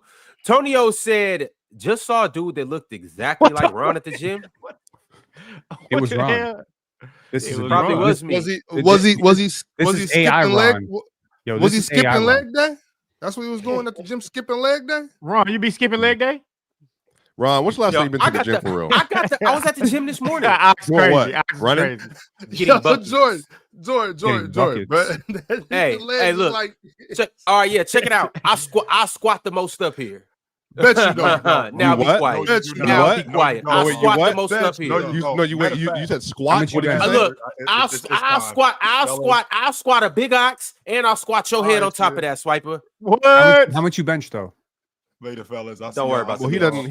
Ron, I'll be willing to bet Ron. You probably don't need to squat 350. I'm not gonna lie to you. You probably don't. I ain't gonna lie. I be hitting the squats. But man, sometimes I gotta lower the weight. It make my stomach hurt, bro. I be like, bro, this shit give me anxiety. You got long arms. It's probably hard for you to bench. Bro, that shit give me anxiety. Who got long arms? Ron. No, he doesn't. Ron is built like a. No, he does not, bro. Ron is tall with short limbs. Don't do this right now. He is tall with short limbs, bro. Don't believe that, man. Oh, my bad. So squatting don't make your stomach hurt. Ron 6'4" with a 6'2" wingspan, bro. Don't let him lie to you, dog. Don't let him lie to you. So squatting don't make your squatting don't make your. That's mundane, yo. Like, but don't forget about them pencil legs. Yeah, them pencil legs. I told you he built like Amelia Clark, bro. He ain't got no long arms. So we do a 3 dribbles PC weekend. Run that. I bet that ain't funny. I can run that. I can run the 3 dribbles. I'm cool. Jordan, you can't even run it all. You be talking about your hamstring and your knees. Please. I was 28 years old. 28 years old and can't dog. Crazy, bro. I was in the gym last night cooking. Boy, I took a step. That thing did something. I said, "Nah, not today." Bro. Jordan, you're 28. What are you talking about, dog? What did that do with your Achilles? What did that do with your Achilles? How is your body this bad already? My body not bad. My Achilles. Let me tell you something. My ankle is halfway broken, so I use a little bit more on my right. Why don't you get man? Go take care of that, bro. bro. I'm not finna go get in no cast, bro. That's crazy as hell. I'm not finna get in no cast. What you mean? So you don't care about your health, your body? I'm good where I'm at. Why would you not get cast for 4 months? I'm trying to get if I asked you to go run a mile right now, you couldn't do it. No, I can do a mile, but I just can't do all the tossing and I can't do all the quickness. Nah, you probably right with the feet thing. I'll be at the gym with my shoes off now. You got. That's what you got to do. You got to warm up with your shoes off, strengthen your feet, strengthen your calves. Boy, them Achilles. Jordan, what you going to do? Jordan, What you going to do? You being the hooper, somebody said the wrong thing to you in the gym. You just gonna, I can't even answer that because I take that high road. I'll be like, you know what? I'm right. Once upon a time, I'll cook your ass. You're too young to be taking the high road, Jordan. It's called 7 Positions by Kadura. You know, you ain't supposed to take the high road till you in your 50s. 7 positions? Send that to me. Yeah, I need that, boy. Boy, them Achilles killing me. The reason that Wemby moves the way that he does, and he has not had, it's not those types of positions, Ron. Yeah, I'm glad you just canceled yourself right there. No, Ron, it's not those types of positions. It's about basically how to move your feet so that you can become basically more flexible effectively for basketball and all sports. And Wemby's been using it too. And it's actually a big reason why he's able to move around the court without getting injured. Like I would agree because sometimes I've heard you talk about that before, Pin. Jordan, who? Your diet must be trash. You can see how flexible he is and stuff like that. He live in New Orleans. I can't move. I don't live in New Orleans. He talk about eating gas station food. Like what? I don't live in New Orleans, but what I'm saying is, Jordan, you're gonna be built like Kendrick Perkins in like 4 years. You better change your life. No, I'm not. But dude, I'm gonna tell you something. I'm gonna tell you something. One thing about me, boy, I gain and shred muscle fast, bro. Really fast, like you've never seen before. That's just in my genes. I'm just telling you the truth, Swiper. Nah, come through. Hey, look, I'm telling you, 8 months. Let's do a PC challenge. 8 months. Everybody get right. Lock in. Let's do it. Put it in the Telegram. Put it in the Telegram. When I told y'all, real quick, Ron, real quick. And we'll take updated shirt off pics. Because what is this, Jodeci? I'm locked in. I'm locked in. Yo, but now hold on, because Swiper talking that good shit. But when I was trying to tell y'all, man, we need to do a tough mutter. We need to do some type of obstacle course as a PC group. That'd be great content if we meet up in a central location, probably like Dallas or something. I know they do a tough mutter in Austin. I think we supposed to link up as a PC squad and do a tough mutter. Some type of obstacle course, you know what I'm saying? Something like that, you know what I mean? And that's just the show. Just to show that we still can get out there. Let's do it. Let's run through mud and jump over poles and shit. Let's do it. Come on, bro. It ain't even all that. I told you then, and I tell you now, like if y'all need 4 people, 3 of y'all commit, I'll be the 4th. I'm just not gonna be. We already said yes.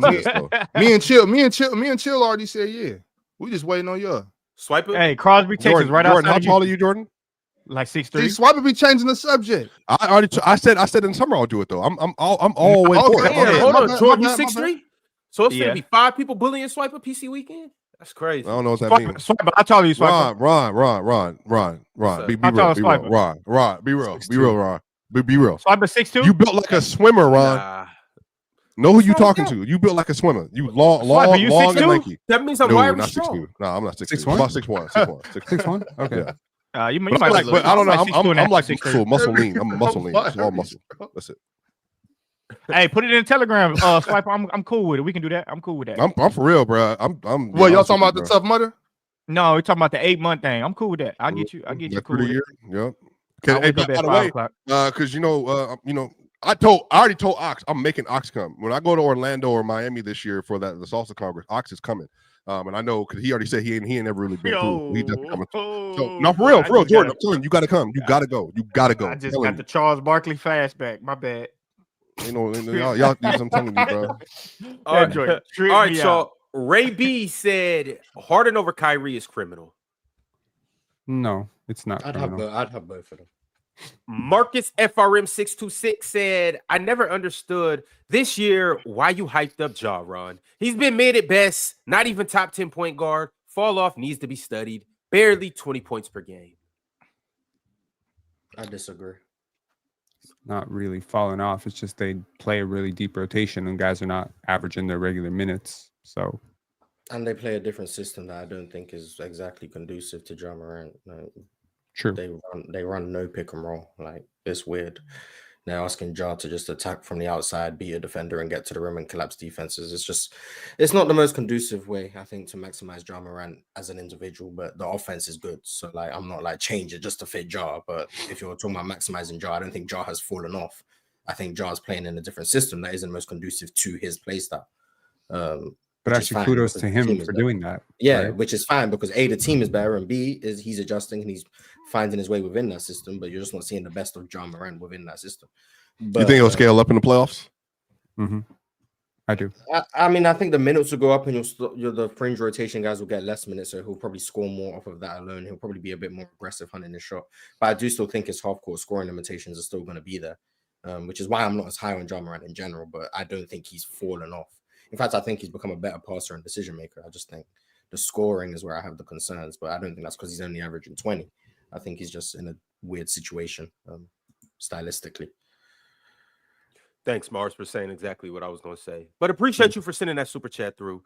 Jamaica's Rosclot Choice said, y'all not getting it. All-Star Game is a popularity contest between fans, medias, players. Domantas Sabonis, just not popular to get the regular masses, or to the regular masses. Snub going to happen.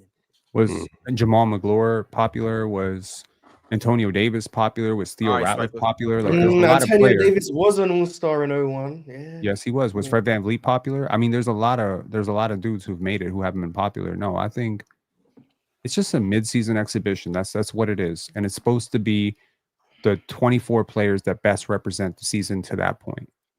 That's how I would view it. Jacko VX said, I'm for Mars. All-Star Game fan vote. Just take away the incentives in the contract with All-Star Game counting for max and Supermax rules. Also, maybe add minutes played to the threshold. Yeah, remove it from contracts. Just remove if you remove the idea that it means anything more than it's an all-star game, then I think you'll be fine. If it doesn't mean anything for legacies or financially for these players, then people will start having conversations. Oh, this guy's a 12-time all-star. If people realize that shit doesn't matter, then people will bring up, he's a 12-time all-star. He's only 9-time all-star, so he's better. If you stop doing that, then it won't mean anything. Next super chat is from Worth Living. Worth said they should make a game where one team is all the snubs, and if they win, they take the reserve spot on the all-star team. That would be great. That would be great. That would be cool.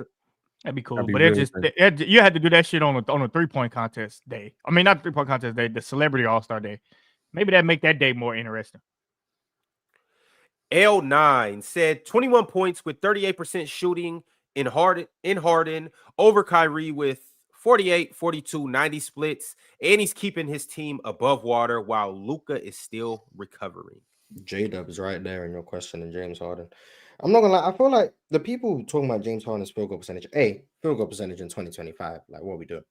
But B, they're guarding the man like it's 2019. He's getting trapped and blitzed. The same argument you guys use for Steph Curry. They're guarding James Harden like he's averaging 36. And he's still the most efficient isolation scorer in the NBA. He's still creating good offense for everyone. Like, please just stop reading, 39% from the field. Like, bro, just watch the games. And his true shooting is like league average anyway, so. All right, y'all. At the Buzzer Sports said, we had a debate on Karl-Anthony being a dirty player, but now he just keeps doing the same thing over and over. What he did to Ivy. Thoughts? I didn't see it, so I don't know. He dove for another loose ball. People are mad that he once again dove for a loose ball. I don't know if that's a dirty play. I think people that play like that just keep diving for loose balls, no matter if your knees on it or not. I think they just condition and program to do that. I had players that I play with on my team. They don't give a damn. I'm talking about that ball on the ground. They coach from Little League told you, get your ass on the ground and get it. And they're willing to do it in the dirt, in the sand, on the court, wherever. So I don't know if that's a dirty play. I think they just conditioned to do that. Not everybody's like, oh, let me not dive. I don't want to hurt you. Like, that's not how they think. He's playing basketball. He's playing basketball. Yeah. Pat Bev's like that too. Pat Bev will dive on him. Don't give a damn. Jalmar Skeet Nilsson said, it's funny that people, Chill in specific, never bring up that maybe rebounds and assists per game isn't a good measure for how good you are. Neither are points per game, or steals per game, or blocks per game, or field goal percentage. None of it is a measure of how good you are. People just use it as if it is. But it's a whole. It's a part of it. It measures how many rebounds you get, and it measures how many assists you get. It doesn't measure how good of an passer you are. which is right. Like, but it's certainly part of it. It definitely goes into the formula. There you go, Skeet Nielsen. Goes into the formula for VoRP too. 100%. My guy, Rock Out Deuce. But that formula is fucked up. Said, chill. Stop saying my Grizzlies will get smoked by the Rockets in the playoffs. You forget we got lockdown defenders to lock Green's inconsistent ass up. You got to read it in YN. You always be saying L basketball, but if basketball had decided the All-Stars, Domantas Sabonis would be starting. I just want to let you know that. No basketball. Yeah, and then Ox will be saying we won by what cost? That's what Ox will be saying. Hey, like I said before that if it comes down to Sengun versus Sabonis, Sengun gotta go. I'm fine with Domantas not being in the All-Star game. I knew it was gonna come to this. But if he had to go because of VoRP, bro, stay home. And by the way, y'all all lost your picks last night on PrizePicks, but we don't have to talk about it. Why you ain't set the record in a while, Ron? Because Jalen Green. Wait. Say the record. Say the record. Say the record. I don't know why you keep doing that, Mar. I won 3 of the last 5, Ron. 3 of the last 5 I hit. Those not the game. Those not the game. 18, I'm gonna be double pissed. You keep racing your losing horses, and you left your one winning horse in the stable. Again on Monday. 3 shows in a row. I'm not Dirty Dev said, y'all think Justin Tucker got his playbook from Deshaun Watson? I'm staying away from that. I didn't even hear the story. I don't know enough information, so I stay away from that. Who that is, so. Damn, the GOAT, Jay Tuck. Nasty playbook. How do we go this entire show without talking about Terry Rozier? I hope a super chat brings that up. That's a touch. Flavian Zero said random and off topic, but I think AJ Dibansa might grow to 6. I think the boy AJ might grow to 6'11", 7 foot. Just saw a video of him standing next to KD, and they were almost the same height. Facts. What makes he was standing next to Jaylen Brown, and he looked like a good 4 inches, 5 inches taller than Jaylen Brown. That dude, he gonna be a good NBA player with going on BYU. He gonna be a really good NBA player going there. They gonna get him ready for the league. Bro, sure. I finally watched BYU a full game. I finally watched the full game of BYU this weekend too. Yeah, they wish they could got him in December like football players go to college. That's what they would if they would have picked him up. They would have got him in December. Yeah. Kendrick Jenkins said, have you guys thought of doing super chat meetup or subscriber meetup / pickup tournament? That would be dope. Have you guys thought about doing a Man, I'm not trying to be out there cooking in chat, and they'll be mad at me all in the comments. I'm not trying to see more people than I have to. Damn, Mars hasn't left his house in 6 months. We're doing a subscriber meetup in Mars. San Francisco. Take your ass to school before they get you for treason. Last time I left my house, All-Star weekend, y'all. So Mars is not only is Mars leaving the house, but we're doing a subscriber meetup. And if y'all want to hoop, I'll dunk on one of you little niggas, and we can make it happen. So y'all pull up to San Francisco. I don't know if we got room on the PJ that we taking out there because we got like a real nice guy. I am a real nice guy. Swiper look like Spike Lee. Look at Swipe. And Mars look like Mars Pac. Mars, go ahead and say it. You think the Bay gonna let you disrespect Pac, nigga? Say it, Mars. Come on, Mars. We need it one time, Mars. One time, Mars. Yeah, got treason truancy. So we got Swipe Lee, Swipe Lee, and Marziavelli. I like it. It is truancy. My bad. I like it. But all right, a couple more super chats. Let's go ahead and make it happen. Alan L said these are the worst all-star snubs of all time. Elron.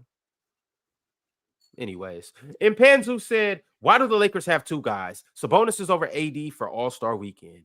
The idea that Anthony Davis should be the Laker that's not there is a laughable. Okay. D9 said, happy Friday. Panel and chat. Dilly been hooping. Shout out to Rob Dillingham. How do you know he's not talking about Rob or Dylan Brooks? Because he been hooping too. Just keep going, Ron. Shout out to Dilly. Superman Real said, being an all-star matters. The game doesn't. Fair. Being an all-star matters to the players, yeah, which is why I think if it matters to the players, then you probably want to probably keep the fans out of it. They want to be respected by their peers, which is once again, it should probably be player voting. But I don't care enough, to be honest. I read this earlier, but we talked about it earlier, but I ain't read my man Skeet Nielsen's super chat. Skeet said Sabonis very overrated. J-Dub is crazy underrated. Nah, disagree. And I think Sabonis is undervalued. J-Dub is properly rated. Kareem MYK 2001 said, Jaylen Brown is so overrated, man. Angel changed him. Why Angel? What does Angel have to do with it? She was just there for one day. I don't need to be saying that. That's crazy work. My bad. I didn't mean that. Using Jaylen Brown's regression to hate on Angel Reese. What will Angel Reese exactly when there's so many things to hate on her for, like being trash at basketball? Like, it just doesn't make sense. Cowboy, Angel Reese is not trash. We don't got time. We don't got time. Cowboy Bob said Mikal can be a Jason Kidd. Did this last year. He can be a Jason Kidd, and he did this last year. Right. Cowboy, we don't know what the hell you talking about, but appreciate the super chat, Cowboy. Mavs Clay Kyrie said the Western champs have 0 All-Stars. Kyrie over SC, Steph, AE, and JH? Steph and James Harden. Damn. I would have had him on the team, but those 3 also would have been on the team. One buddy, Buttie, said, we still in effect, and it ain't no secret. Nice. All right. Adam Jones said, what happens if Wemby's team wins Rising Stars? Then he just swaps jerseys like each possession. There you go. Player's Choice. He got the reversible joint on? Yeah. Player's Choice said Dub Samuel Dallenbuerque. Shout out to him, leading the league in goaltends like multiple times. One buddy, Buttie, said, hey, Lon, respect the dirty districts, my man. Shout out the dirty district and shout out the Lizards. Mo said, the love of my life, James Edward Harden. Love is love. You forgot to say Junior. Hellcat Say Meow said, Alpie is an all-star. Eat it, Mars. Oh, no. Houston Rocket is an all-star. I'm so upset. I think I'm going to be mad that Alpha Jenkins is an all-star. DSG Piccolo said, I got you, Pin. Terry was wilding. Thoughts? He was just trying to make some extra money.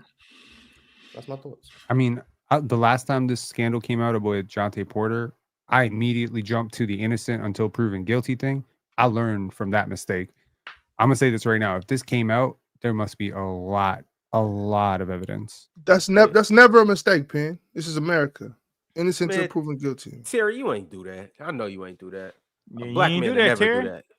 Terry ain't do that. I seen a shot. It looked like he came down wrong on his ankle. Goddamn. No, I do that too. I'm not saying the allegation. I'm saying if it becomes public, that means there's a lot of evidence. Nobody's tarnishing someone's reputation off of an allegation. Man, they just trying to frame another black man. That's all they trying to do.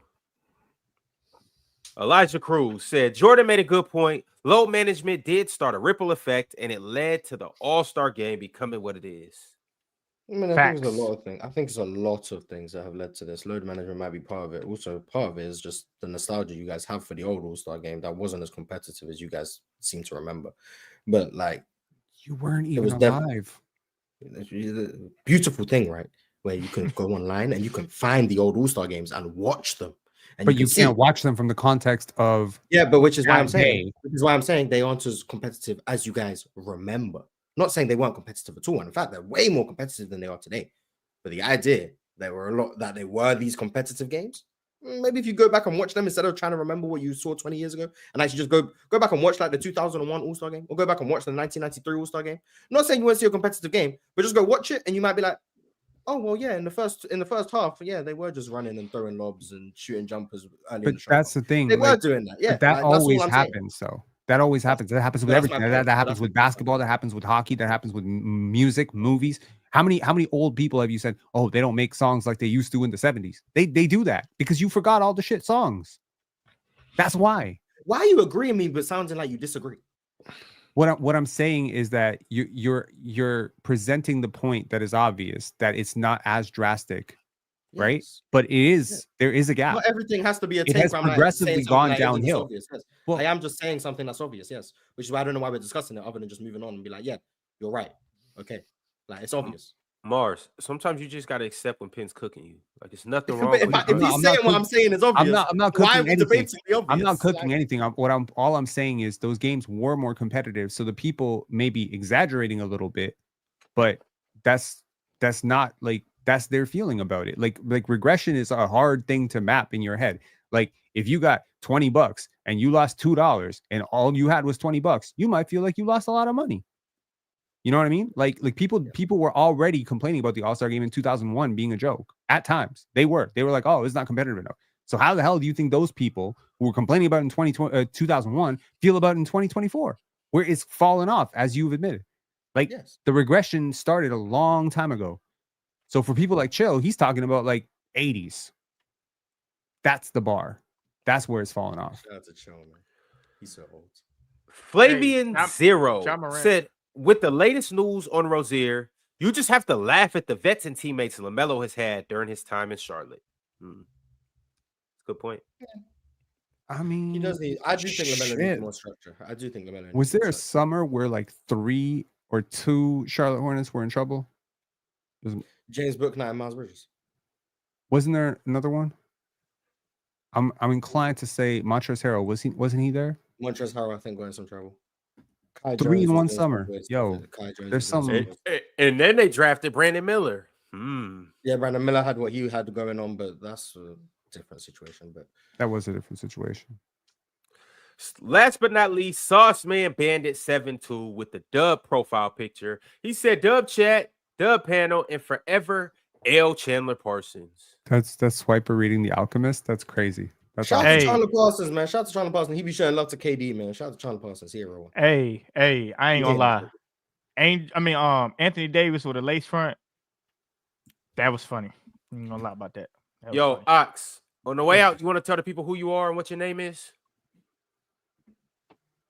To the people who I am, what my name is. What are you talking about? Yeah. Tell the people who you are and what your name is. I don't need no introductions, man. Maybe you do. I ain't know you changed your name. Got the hell out of here. But all right, y'all. We'll see you guys on Monday. It's been an amazing episode. All right, Drenchman Sports. All right, Pensari Basketball. And all right, BUM Ox Media. We'll catch y'all later.